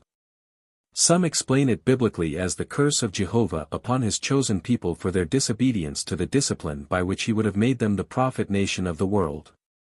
If this offense must come, if it is part of the Jews' heritage, an old saying, Christian and scriptural, by the way, would still remain true, it must needs be that offenses come, but woe to that man by whom the offense cometh. 3. In some parts of the world at various times this feeling of hatred has broken into murderous violence, which has roused, as wholesale physical outrage always does, the horror and resentment of humanity. This is the extreme form in which antisemitism has exhibited itself, and it is the charge of intending to stimulate it here and elsewhere which every public discussion of the Jewish question has to bear. There is, of course, no excuse for these outbreaks, but there is sufficient explanation of them. The Jews usually explain them as expressions of religious prejudice, and the Gentiles as rebellion against an economic yoke which the Jews have woven for the people. It is an astonishing fact that, to take one country, the parts of Russia where anti-Semitic violence has been most marked are the most prosperous parts. So prosperous indeed, and with a prosperity so unquestionably due to Jewish enterprise, that the Jews have openly declared that they have the power to throw those parts of Russia back into commercial lethargy again by simply withdrawing. It is utterly idle to throw denials at this statement. It is confirmed time and time again by men who have gone to Russia full of resentment against the attitude of the Russians toward the Jews, as that attitude is represented in the Anglo-Saxon press. and who have come home with a new light on the cause of these outbreaks, though not excusing their character. Impartial observers have also found that some of the outbreaks have been precipitated by the Jews themselves. A correspondent, known the world over for his trenchant defense of the Jews under Russian persecution, was always bitterly attacked by the Jews themselves whenever he stated the truth about this. Notwithstanding his protest to them that if he did not tell the truth when they were in the wrong, the world would not be ready to believe him when he said they were blameless. To this day, in every country, the Jews are slow to admit blameworthiness for anything. They must be excused, whoever else may be accused. It is a trait which will have to be disciplined before they can be brought to assist, if ever they can, the removal of those characteristics which arouse the antagonism of other peoples. Elsewhere in the world, it may be said that out-and-out enmity to the Jews has an economic basis. This, of course, leads to the question whether the Jew shall have to become a deliberate failure, or deny his genius, and forego his just meed of prosperity before he can win the approval of the other races, a question which will arise for discussion later. As to the religious prejudice which the Jews are, as a rule, readiest to affirm, it is safe to say that it does not exist in the United States.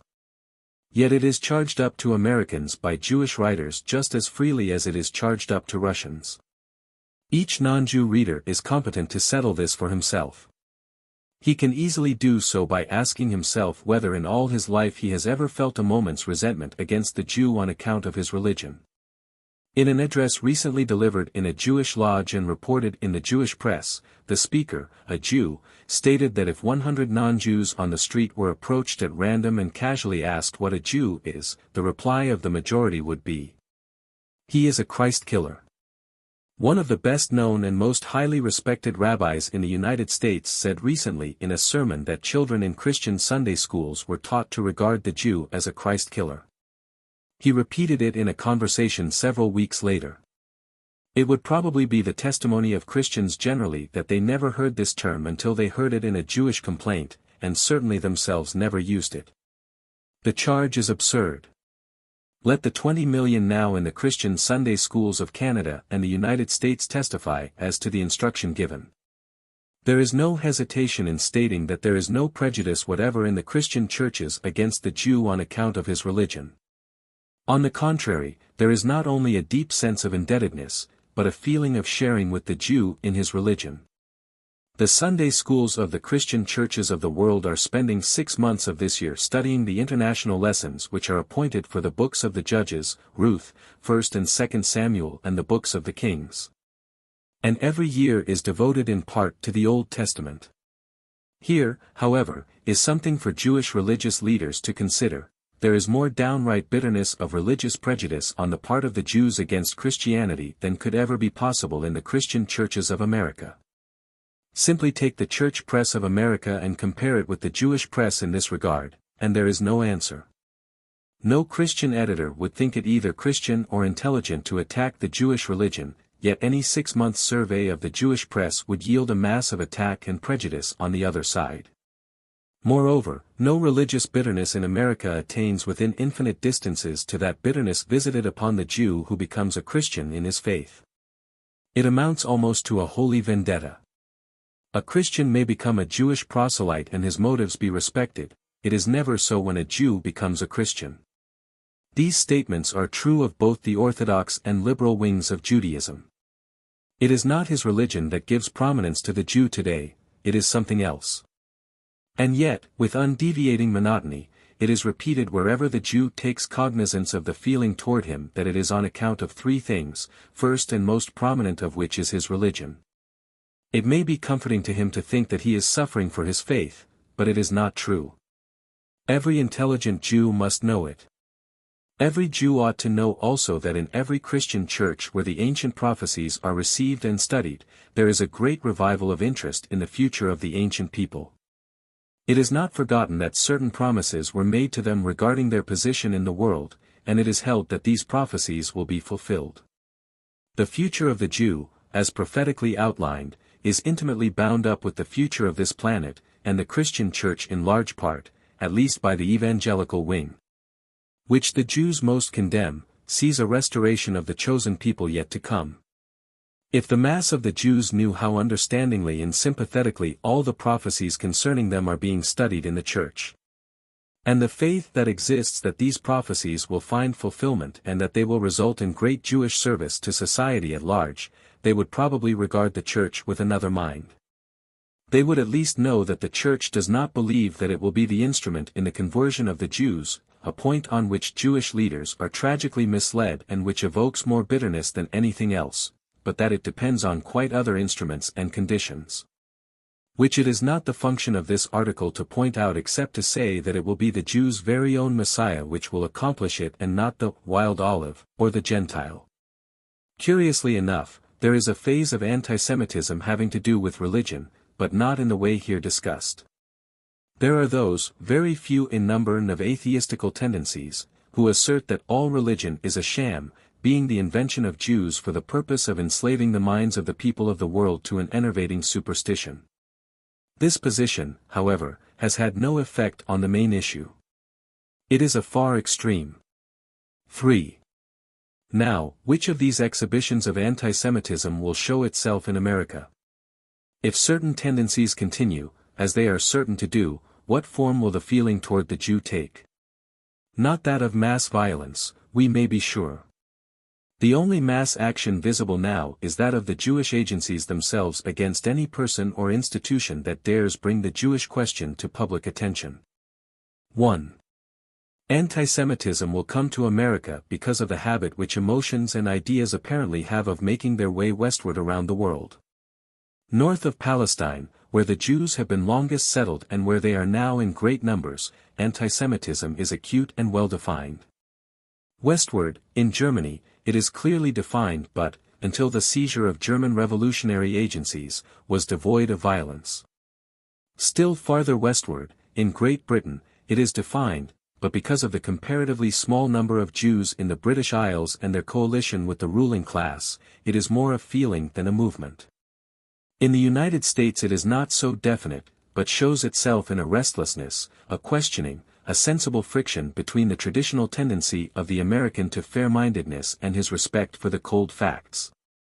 Because the question will assume more and more pressure in America, it behooves everyone of foresight to disregard the short-sighted protests of the Jews themselves and see to it that the question shall not present itself among us as it has done among other people, in its most distressing and confusing forms.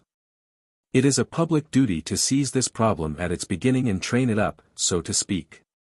That is, so prepare for it that it may be handled here in a manner which will form a model for all other countries, which will indeed supply all other countries with the essential materials for a permanent solution. And this can be done only by exposing and recognizing and treating with the serum of publicity the conditions before which, heretofore, the nations have helplessly floundered because they lacked either the desire or the means to get at the great root of the difficulty. 2. Another cause of the question appearing here will be the great influx of Jews which is planned for America. There will probably be 1 million Jews enter the country this year, increasing our Jewish population to nearly 4,500,000. This does not mean merely an immigration of persons, but an immigration of ideas. No Jewish writer has ever told us, in systematic fashion, just what is the Jew's idea of non-Jews, how they regard the Gentiles in their private minds. But there are indications of it, although one would not attempt to reconstruct the Jewish attitude toward Gentiles. A Jew ought to do this for us, but he would probably be cast out by his own people if he discharged his task with rigorous jealousy for the exact fact. These people are coming here regarding the Gentile as an hereditary enemy, as perhaps they have good ground for doing, and so believing they are going to model their behavior in a manner that will show it. Nor will these Jews be so helpless as they appear. In stricken Poland, where the Jews are represented as having been stripped of everything during the war, there are hundreds daily appearing before the consulate to arrange their passage here. The fact is significant. In spite of their reputed suffering and poverty, they are able to travel a great distance and to insist on coming. No other people are financially able to travel in such numbers. But the Jews are. It will readily be seen that they are not objects of charity. They have been able to keep afloat in a storm that has wrecked the other people. They know it and they joy in it, as is natural. And they will bring here the same thoughts toward the majority which they have harbored in their present lands of domicile. They may hail America, they will have their own thoughts about the majority of the American people. They may be in the lists as Russians or Poles or what not, but they will be Jews with the full Jewish consciousness, and they will make themselves felt. All this is bound to have its effect. And it is not race prejudice to prepare for it, and to invite American Jews themselves to consider the fact and contribute to the solution of the problem which it presents. 3. Every idea which has ruled Europe has met with transformation when it was transplanted in America. It was so with the idea of liberty, the idea of government, the idea of war. It will be so with the idea of anti-Semitism. The whole problem will center here, and if we are wise and do not shirk it, it will find its solution here. A recent Jewish writer has said, Jewry today largely means American Jewry. All former Jewish centers were demolished during the war and were shifted to America. The problem will be ours, whether we choose it or not. And what course will it take? Much depends on what can be accomplished before it becomes very strong. It may be said, however, that the first element to appear will be a show of resentment against certain Jewish commercial successes, more particularly against the united action by which they are attained. Our people see the spectacle of a people in the midst of a people, in a sense which the Mormons never were, and they will not like it. The Mormons made an exodus, Israel is going back into Egypt to subjugate it. The second element which will undoubtedly appear is prejudice and its incitement. The majority may always be right, but they are not always initially reasonable. That prejudice which exists now, and which is freely admitted by both Jew and Gentile, may become more marked, to the distress of both parties, for neither the subject nor the object of prejudice can attain that freedom of mind which is happiness. Then we may most confidently look for a reaction of justice. It is here that the whole matter will begin to bend to the genius of Americanism. The innate justice of the American mind has come to the aid of every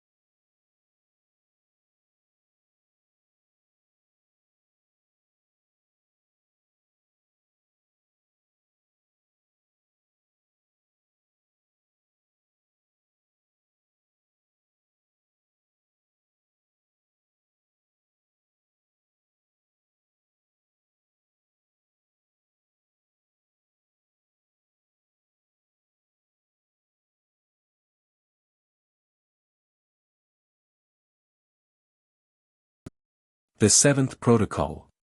6. Jewish question breaks into the magazines. Once upon a time an American faculty member of an American university went to Russia on business. He was expert in a very important department of applied science and a keen observer. He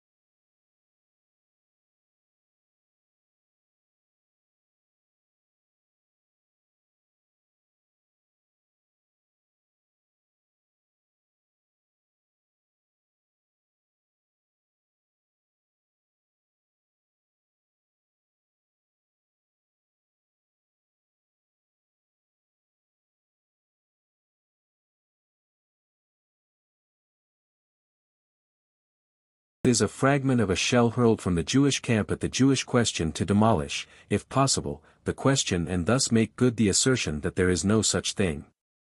Incidentally, it is the only kind of article on the Jewish question that the big magazines, whose mazes of financial controllers make most interesting rummaging, would care to print. Yet, the general public may learn much about the question even from the type of article whose purpose is to prove that the question doesn't exist.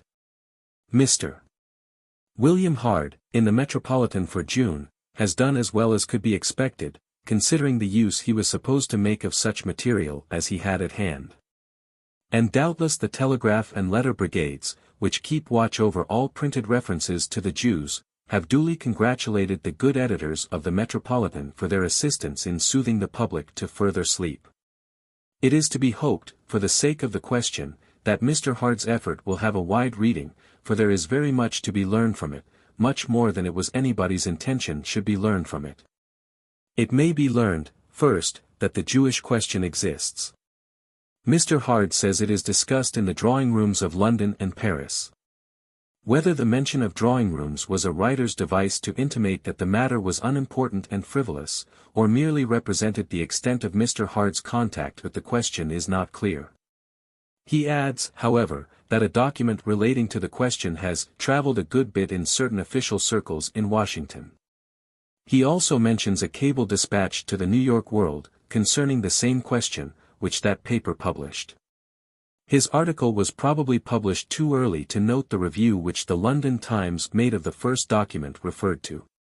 But he has told the reader who is looking for the objective facts in the article that there is a Jewish question. And that it does not exist among the riffraff either, but principally in those circles where the evidence of Jewish power and control is most abundant. Moreover, the question is being discussed.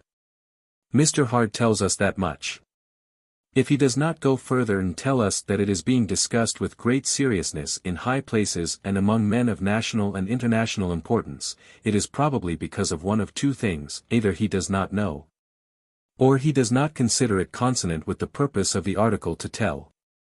However, Mr. Hard has already made it clear that there is a Jewish question, that it is being discussed by people who are best situated to observe the matter they are talking about. The reading of Mr. Hard's article makes it clear also that the question always comes to the fore on the note of conspiracy. Of course, Mr. Hard says he does not believe in conspiracies which involve a large number of people, and it is with the utmost ease that his avowal of unbelief is accepted, for there is nothing more ridiculous to the Gentile mind than a mass conspiracy. Because there is nothing more impossible to the Gentile himself. Mr. Hard, we take it, is of non-Jewish extraction, and he knows how impossible it would be to band Gentiles together in any considerable number for any length of time in even the noblest conspiracy. Gentiles are not built for it. Their conspiracy, whatever it might be, would fall like a rope of sand. Gentiles have not the basis either in blood or interest that the Jews have to stand together. The Gentile does not naturally suspect conspiracy. He will indeed hardly bring himself to the verge of believing it without the fullest proof. It is therefore quite easy to understand Mr. Hard's difficulty with conspiracy. The point is that to write his article at all, he is forced to recognize at almost every step that whenever the Jewish question is discussed, the idea of conspiracy occupies a large part in it. As a matter of fact, it is the central idea in Mr. Hard's article, and it completely monopolizes the heading, Great Jewish Conspiracy. The search for basic facts in Mr. Hard's article will disclose the additional information that there are certain documents in existence which purport to contain the details of the conspiracy. Or, to drop a word that is unpleasant and may be misleading and which has not been used in this series, the tendency of Jewish power to achieve complete control. That is about all that the reader learns from Mr. Hard about the documents, except that he describes one as strange and horrible. Here is indeed a regrettable gap in the story, for it is to discredit a certain document that Mr. Hard writes, and yet he tells next to nothing about it. Discreditable documents usually discredit themselves. But this document is not permitted to do that. The reader of the article is left to take Mr. Hard's word for it. The serious student or critic will feel, of course, that the documents themselves would have formed a better basis for an intelligent judgment. But laying that matter aside, Mr. Hard has made public the fact that there are documents. And then Mr. Hard does another thing, as well as he can with the materials at hand, the purpose of the article being what it was. And that is to show how little the Jews have to do with the control of affairs by showing who are the Jews that do control certain selected groups of affairs. The names are all brought forward by Mr. Hard and he alone is responsible for them, our purpose in referring to them being merely to show what can be learned from him. Mr. Hard leans heavily on Russian affairs. Sometimes it would almost seem as if the Jewish question were conceived as the Soviet question, which it is not, as Mr. Hard very well knows, and although the two have their plain connections, it is nothing less than well-defined propaganda to set up Bolshevist fiction and knock it down by Jewish fact for the purpose of the latter. However, what Mr. Hard offers as fact is very instructive, quite apart from the conclusion which he draws from it. Now, take his Russian lineup first. He says that in the cabinet of Soviet Russia there is only one Jew.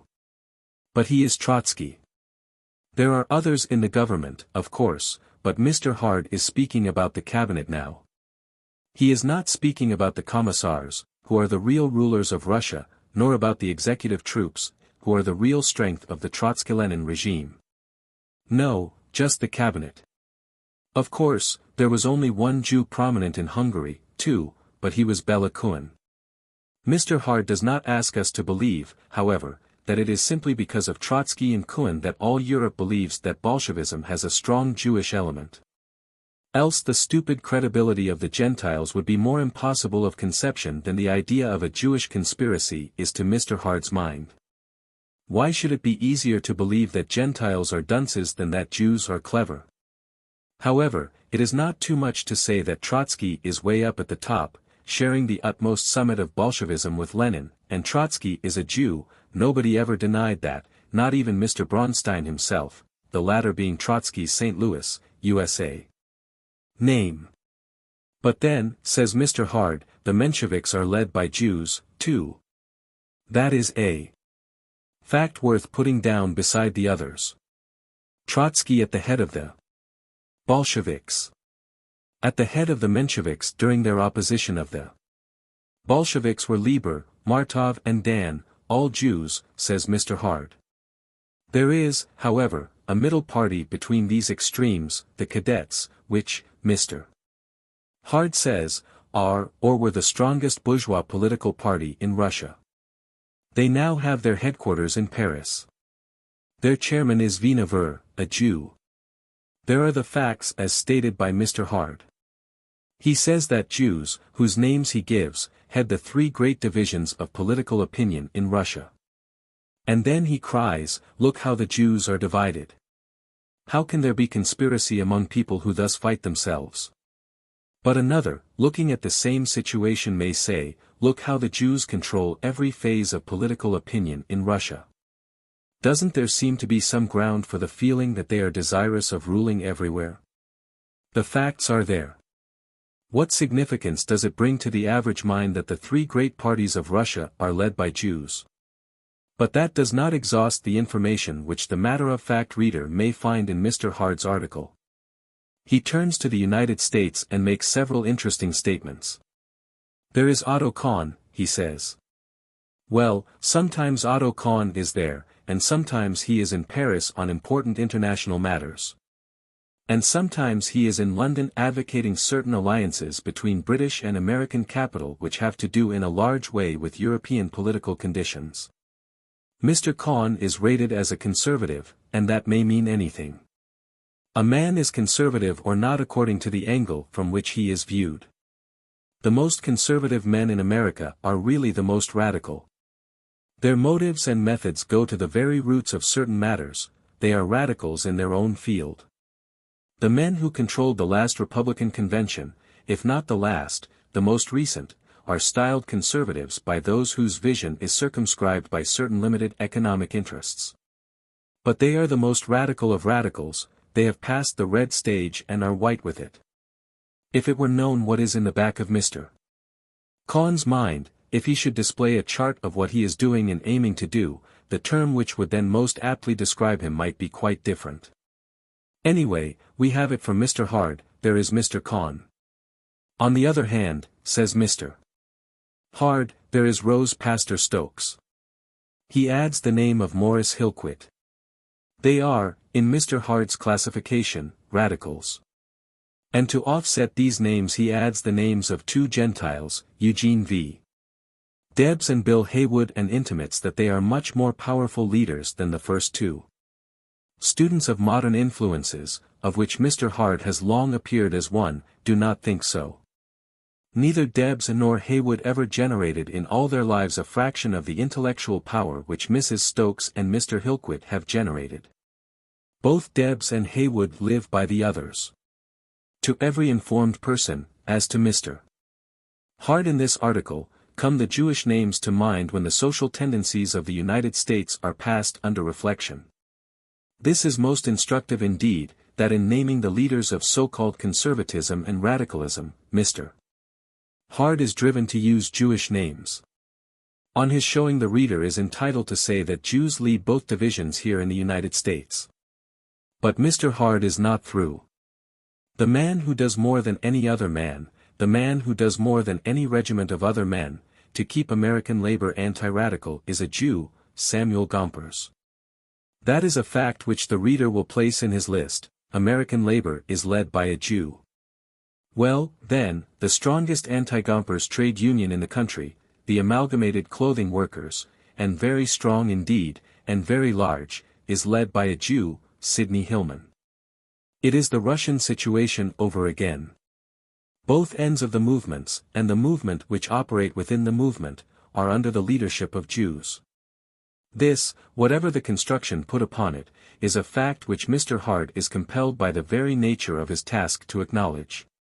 And the middle movement, the liberal middle, as Mr. Hard calls it, which catches all between, produces in this article the names of Mr. Justice Brandeis, Judge Mack, and Felix Frankfurter, gentlemen whose activities since Armistice Day would make a very interesting story. For good measure, Mr. Hard produces two other names, Baron Gunsberg, a Jew, who is a faithful official of the Russian embassy of Ambassador Bakhmatev, a representative of the modified old regime, while the Russian Information Bureau, whose literary output appears in many of our newspapers, is conducted by another Jew, so Mr. Hard calls him, whose name is familiar to newspaper readers, Mr. A. J. Sack. It is not a complete list by any means, but it is quite impressive. It seems to reflect importance on the documents which Mr. Hard endeavors to minimize to a position of ridiculous unimportance. And it leads to the thought that perhaps the documents are scrutinized as carefully as they are because the readers of them have observed not only the facts which Mr. Hard admits but other and more astonishing ones, and have discovered that the documents confirm and explain the observations. Other readers who have not had the privilege of learning all that the documents contain are entitled to have satisfaction given to the interest thus aroused. The documents did not create the Jewish question. If there were nothing but the documents, Mr. Hard would not have written, nor would the Metropolitan magazine have printed the article here discussed. What Mr. Hard has done is to bring confirmation in a most unexpected place that the question exists and is pressing for discussion. Someone felt the pressure when the Great Jewish Conspiracy was ordered.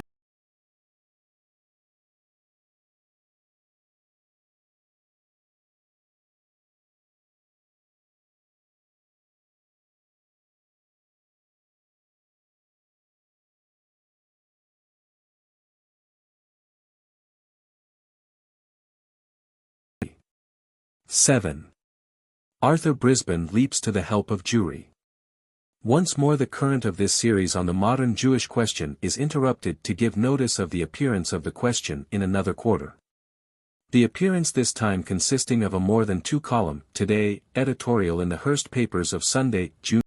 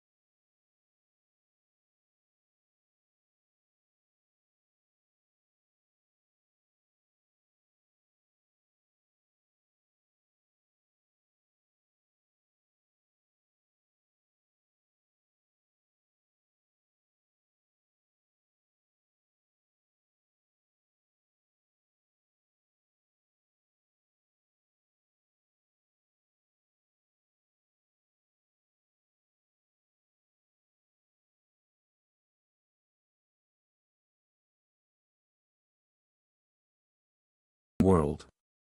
He has a look-in upon certain groups of men and certain tendencies of power. Why does he not take the question as a world problem and go after the facts and the solution?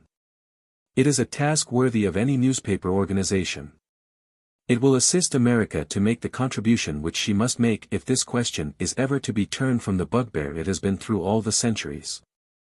All the talk on earth about loving our fellow men will not serve in lieu of an investigation, because it is asking men to love those who are rapidly and insidiously gaining the mastery of them. What's wrong with the Jew? Is the first question, and then, what's wrong with the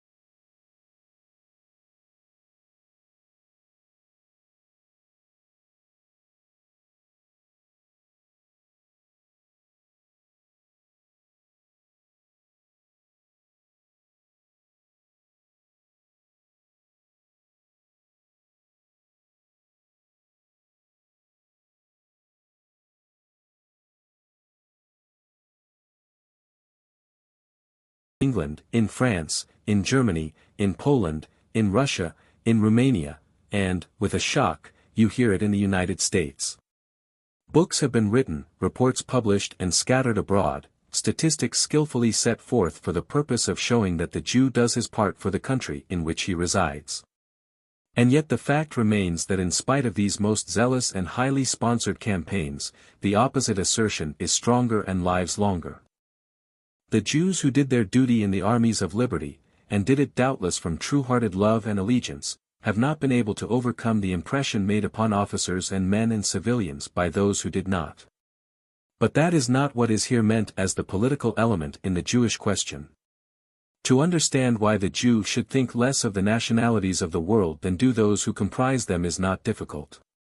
The Jew's history is one of wandering among them all.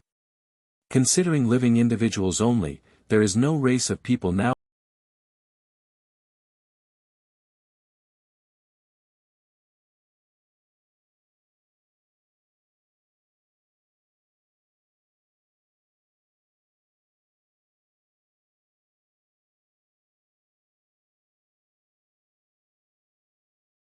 loyalties and prejudices with the same intensity as the natives. The Jew has been for centuries a cosmopolitan. While under a flag he may be correct in the conduct required of him as a citizen or resident, inevitably he has a view of flags which can hardly be shared by the man who has known but one flag. The political element inheres in the fact that the Jews form a nation in the midst of the nations. Some of their spokesmen, particularly in America, deny that, but the genius of the Jew himself has always put these spokesmen's seal to shame. And why this fact of nationhood should be so strenuously denied is not always clear. It may be that when Israel is brought to see that her mission in the world is not to be achieved by means of the golden calf, her very cosmopolitanism with regard to the world and her inescapable nationalistic integrity with regard to herself will together prove a great and serviceable factor in bringing about human unity, which the total Jewish tendency at the present time is doing much to prevent. It is not the fact that the Jews remain a nation in the midst of the nations, it is the use made of that inescapable status, which the world has found reprehensible. The nations have tried to reduce the Jew to unity with themselves. Attempts toward the same end have been made by the Jews themselves, but destiny seems to have marked them out to continuous nationhood. Both the Jews and the world will have to accept that fact, find the good prophecy in it, and seek the channels for its fulfillment. Theodor Herzl, one of the greatest of the Jews, was perhaps the farthest-seeing public exponent of the philosophy of Jewish existence that modern generations have known. And he was never in doubt of the existence of the Jewish nation. Indeed, he proclaimed its existence on every occasion. He said, "We are a people, one people." He clearly saw that what he called the Jewish question was political. In his introduction to The Jewish State, he says, "I believe that I understand antisemitism, which is really a highly complex movement. I consider it from a Jewish standpoint, yet without fear or hatred. I believe that I can see what elements there are in it of vulgar sport, of common trade jealousy, of inherited prejudice, of religious intolerance and also of pretended self-defense. I think the Jewish question is no more a social than a religious one, notwithstanding that it sometimes takes these and other forms. It is a national question, which can only be solved by making it a political world question to be discussed and controlled by the civilized nations of the world in council." Not only did Herzl declare that the Jews formed the nation, but when questioned by Major Evans Gordon before the British Royal Commission on Alien Immigration in August, 1902, Dr. Herzl said, "I will give you my definition of a nation, and you can add the adjective Jewish. A nation is, in my mind, an historical group of men of a recognizable cohesion held together by a common enemy. That is in my view a nation. Then if you add to that the word Jewish, you have what I understand to be the Jewish nation. Also, in relating the action of this Jewish nation to the world, Dr. Herzl wrote, "When we sink, we become a revolutionary proletariat, the subordinate officers of the revolutionary party. When we rise, there rises also our terrible power of the purse." This view, which appears to be the true view in that it is the view which has been longest sustained in Jewish thought, is brought out also by Lord Eustace Percy, and republished, apparently with approval, by the Canadian Jewish Chronicle. It will repay a careful reading. Liberalism and nationalism, with a flourish of trumpets, threw open the doors of the ghetto and offered equal citizenship to the Jew. The Jew passed out into the Western world, saw the power and the glory of it, used it and enjoyed it, laid his hand indeed upon the nerve centers of its civilization, guided, directed and exploited it. And then, refused the offer moreover, and this is a remarkable thing, the Europe of nationalism and liberalism, of scientific government and democratic equality is more intolerable to him than the old oppressions and persecutions of despotism in the increasing consolidation of the Western nations. It is no longer possible to reckon on complete toleration. In a world of completely organized territorial sovereignties he, the Jew, has only two possible cities of refuge. He must either pull down the pillars of the whole national state system or he must create a territorial sovereignty of his own. In this perhaps lies the explanation both of Jewish Bolshevism and of Zionism, for at this moment Eastern Jewry seems to hover uncertainly between the two. In Eastern Europe Bolshevism and Zionism often seem to grow side by side, just as Jewish influence molded Republican and Socialist thought throughout the 19th century. Down to the Young Turk Revolution in Constantinople hardly more than a decade ago, not because the Jew cares for the positive side of radical philosophy, not because he desires to be a partaker in Gentile nationalism or Gentile democracy, but because no existing Gentile system of government is ever anything but distasteful to him. All that is true, and Jewish thinkers of the more fearless type always recognize it as true. The Jew is against the Gentile scheme of things. He is, when he gives his tendencies full sway, a Republican as against the monarchy, a socialist as against the republic, and a Bolshevist as against socialism. What are the causes of this disruptive activity? First, his essential lack of democracy. Jewish nature is autocratic. Democracy is all right for the rest of the world, but the Jew wherever he is found forms an aristocracy of one sort or another. Democracy is merely a tool of a word which Jewish agitators use to raise themselves to the ordinary level in places where they are oppressed below it. But having reached the common level they immediately make efforts for special privileges, as being entitled to them, a process of which the late peace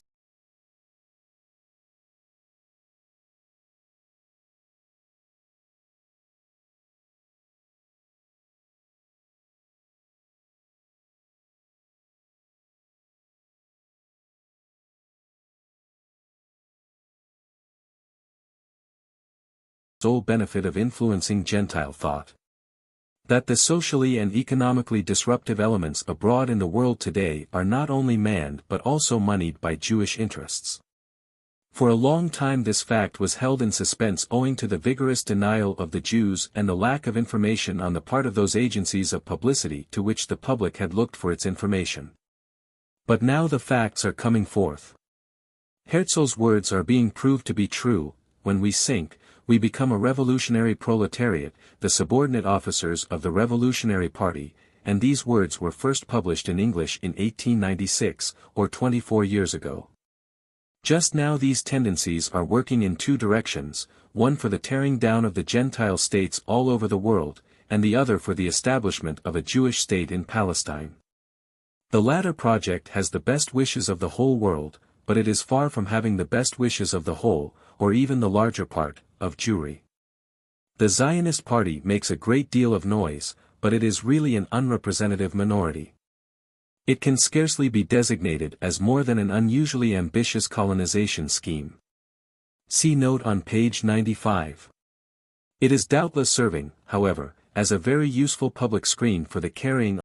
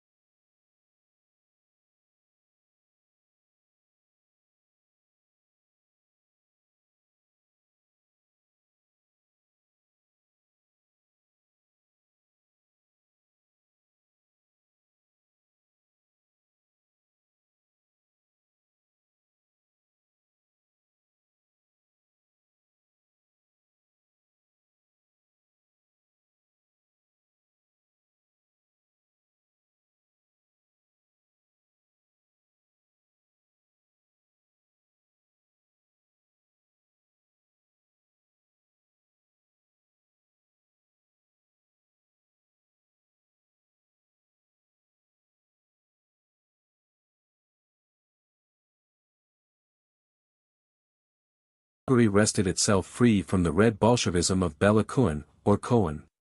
The Jews may well call it the White Terror that followed their failure to reenact the tragedy of Russia in Hungary.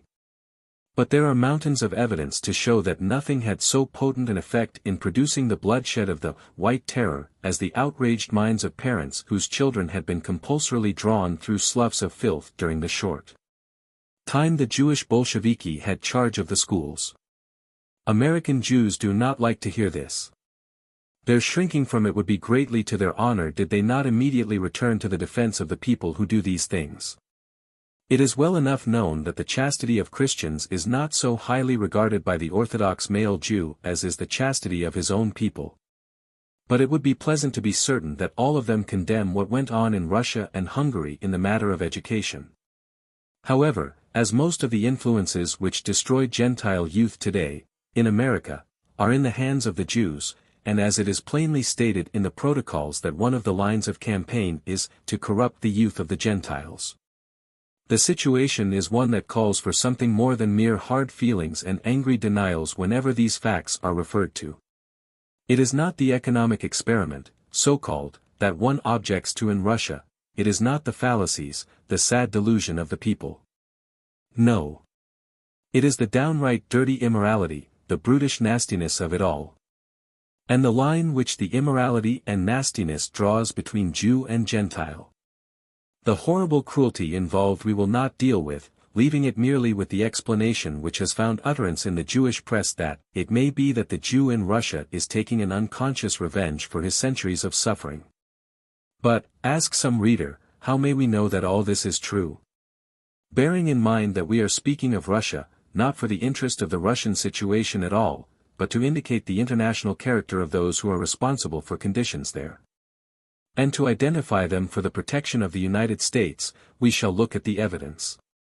There is, of course, the evidence brought to light by our own United States Senate and printed in a report of the Committee on the Judiciary. We do not wish to spend much time on this, because we prefer in these articles to use Jewish testimony instead of Gentile.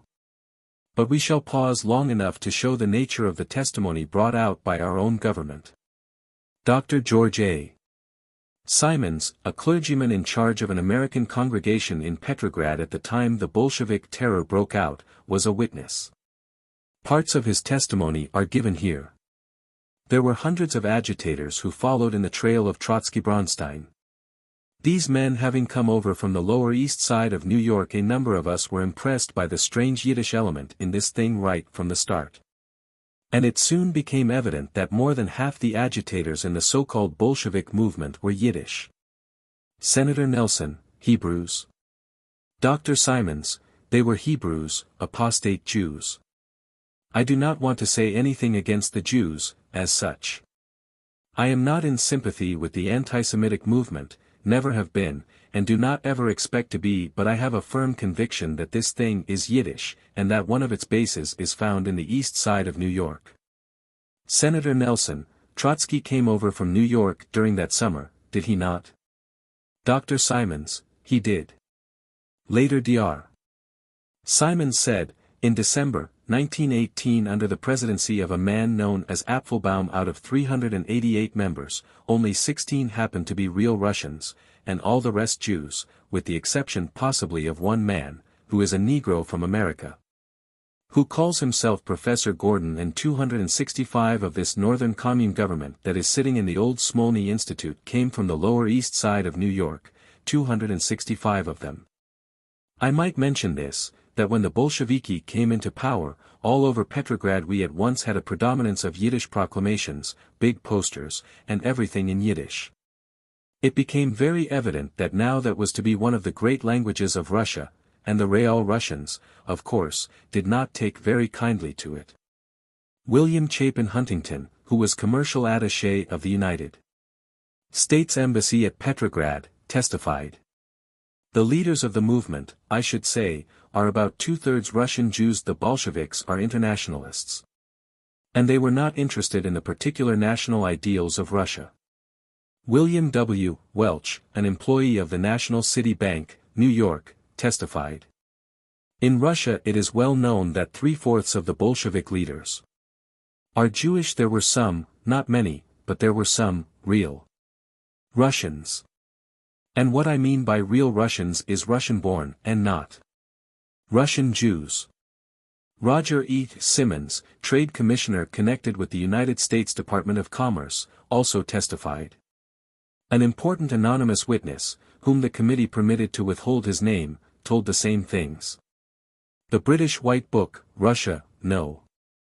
1, a collection of reports on Bolshevism in Russia, presented to Parliament by command of His Majesty. April, 1919, contains masses of the same testimony from many sources. All of them eyewitnesses. In that very highly respected magazine Asia for February-March, 1920, is an article which contains, among other important ones, these statements, the italics are ours. In all the Bolshevist institutions the heads are Jews. The Assistant Commissar for Elementary Education, Grunberg, can hardly speak Russian. The Jews are successful in everything and obtain their ends. They know how to command and get complete submission. But they are proud and contemptuous toward everyone, which strongly excites the people against them. At the present time there is a great national religious fervor among the Jews. They believe that the promised time of the rule of God's elect on earth is coming. They have connected Judaism with a universal revolution. They see in the spread of revolution the fulfilling of the Scriptures. Though I make an end of all the nations whither I have scattered thee, yet will I not make an end of thee. Now if Gentile proof were wanted, the files of the Dearborn Independent for a whole year would not begin to contain it. But Jewish proof is better. There has been a strange vacillation in Jewish opinion concerning Bolshevism. At first it was hailed with delight. There was no concealment whatever in the early days of the new regime as to the part which Jewry had in it. Public meetings, interviews, special articles poured forth in which very valuable elements of truth were mingled. There was no attempt at concealment of names. Then the horror of the thing began to take hold upon the world, and for just a breathing space Jewish opinion fell silent. There was a spasmodic denial or two. Then a new burst of glorification. The glorification continues within Judaism itself, but it now carries on the Gentile side of its face a very sad expression labeled persecution. We have lived to see the day when to denounce Bolshevism is to persecute the Jews. In the American Hebrew, for September 10, 1920, an article appears which not only acknowledges and explains the part which the Jew plays in the present unrest and upheaval, but justifies it, and justifies it, curiously enough, by the Sermon on the Mount. The writer says that, the Jew evolved organized capitalism with its working instrumentality, the banking system. This is very refreshing, in view of the numerous Jewish denials of this economic fact. One of the impressive phenomena of the impressive time is the revolt of the Jew against the Frankenstein which his own mind conceived and his own hand fashioned, if this is true. Why is Jewish organized capital with its working instrumentality, the banking system, supporting the revolt? That achievement, referring to the Russian overthrow, destined to figure in history as the overshadowing result of the World War, was largely the outcome of Jewish thinking, of Jewish discontent, of Jewish effort to reconstruct. This rapid emergence of the Russian Revolution from the destructive phase and its entrance into the constructive phase is a conspicuous expression of the constructive genius of Jewish discontent. This, of course, requires proof that the constructive phase has appeared. The implication here is sheer propaganda. The protocols, however, have a reconstructive program. We have not reached it as yet in this series of articles, but it is clearly outlined in the protocols: destroy the Gentile society, and then reconstruct it according to our plans. Now read carefully. What Jewish idealism and Jewish discontent have so powerfully contributed to accomplish in Russia, the same historic qualities of the Jewish mind and heart are tending to promote in other countries. Read that again. What Jewish idealism and Jewish discontent have so powerfully contributed to accomplish in Russia. Just what was that? And just how did it powerfully contribute? And why are Jewish idealism and Jewish discontent always linked together? If you read the protocols, it is all very clear. Jewish idealism is the destruction of Gentile society and the erection of Jewish society. Was it not so in Russia? Yiddish proclamations on the walls, the ancient Hebrew in the schools, Saturday substituted for Sunday, and the rabbis respected while the priests were put to work on the roads. All powerfully contributed to by murder, rapine, theft and starvation. Our author is more candid than he realizes. He calls this linked idealism and discontent, the historic qualities of the Jewish mind. The Dearborn Independent is indebted to him for this clear confirmation of what it has been saying for some time. But even that is not all. These same historic qualities of the Jewish mind, which contributed so powerfully to accomplish in Russia the Red Terror still existing there, are declared by this author to be tending to promote the same sort of thing in other countries. He says so in so many words, tending to promote in other countries. But we knew that. The only difference is that when Gentiles said it, they were overwhelmed with the wildest abuse. But now a pro-Jewish writer says it in a leading Jewish publication. And he says it apologetically, listen to him. It was natural that discontent in other parts of the world should find expression in overemphasis of issues and overstatement of aims. What discontent? Jewish discontent, of course. Discontent with what? With any form of Gentile rule. And how did it find expression? In overemphasis of issues and overstatement of aims. What were these issues and aims? To bring the Bolshevik Revolution to the United States. No, they did not overstate their aims, they exactly stated them, they simply selected the wrong country, that's all.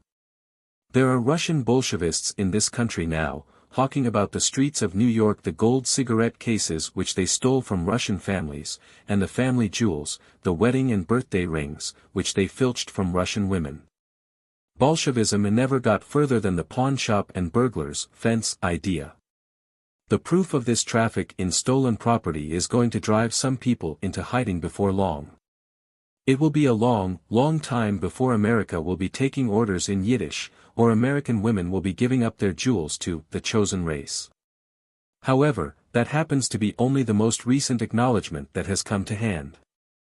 It is significant for its confession that Jewish discontent was tending to promote, in other countries, what it has so powerfully contributed to accomplish in Russia. And with such a link between the American Hebrew, Russian Bolshevism and the protocols, there are still Jewish publicists with the crust to say that only crazy people could see the connection. Only blind people will not see it. But that is only a minor connection. This series of articles does not rest on anything so accidental as the Jewish New Year's apology for Bolshevism in the Great Hebrew Weekly of the United States. Issue of September 25, 1920. Out of the economic chaos, the discontent of the Jew evolved organized capital with its working instrumentality, the banking system. One of the impressive phenomena of the impressive time is the revolt of the Jew against the Frankenstein which his own mind conceived and his own hand fashioned. That achievement, Russian Bolshevik Revolution, ed. Destined to figure in history as the overshadowing result of the World War, was largely the outcome of Jewish thinking, of Jewish discontent, of Jewish effort to reconstruct. What Jewish idealism and Jewish discontent have so powerfully contributed to accomplish in Russia, the same historic qualities of the Jewish mind and heart are tending to promote in other countries. Shall America, like the Russia of the Tsars, overwhelm the Jew with the bitter and baseless reproach of being a destroyer, and thus put him in the position of an irreconcilable enemy? Or shall America avail itself of Jewish genius as it avails itself of the peculiar genius of every other race? That is the question for the American people to answer. From an article in the American Hebrew, September 10, 1920. XX. Jewish testimony in favor of Bolshevism. The American people will answer that question, and their answer will be against the disruptive genius of dissatisfied Jews. It is very well known that, what Jewish idealism and Jewish discontent have so powerfully contributed to accomplish in Russia, is also being attempted in the United States. Why did not the writer in the American Hebrew say the United States, instead of saying, the same historic qualities of the Jewish mind and heart are tending to promote in other countries. Jewish idealism and Jewish discontent are not directed against capital. Capital is enlisted in their service. The only governmental order the Jewish effort is directed against is Gentile governmental order. And the only capital it attacks is Gentile capital. Lord Eustace Percy, who, if one may judge by the full and appreciative quotations of his words in the Jewish press, has the sanction of thinkers among the Jews, settles the first point.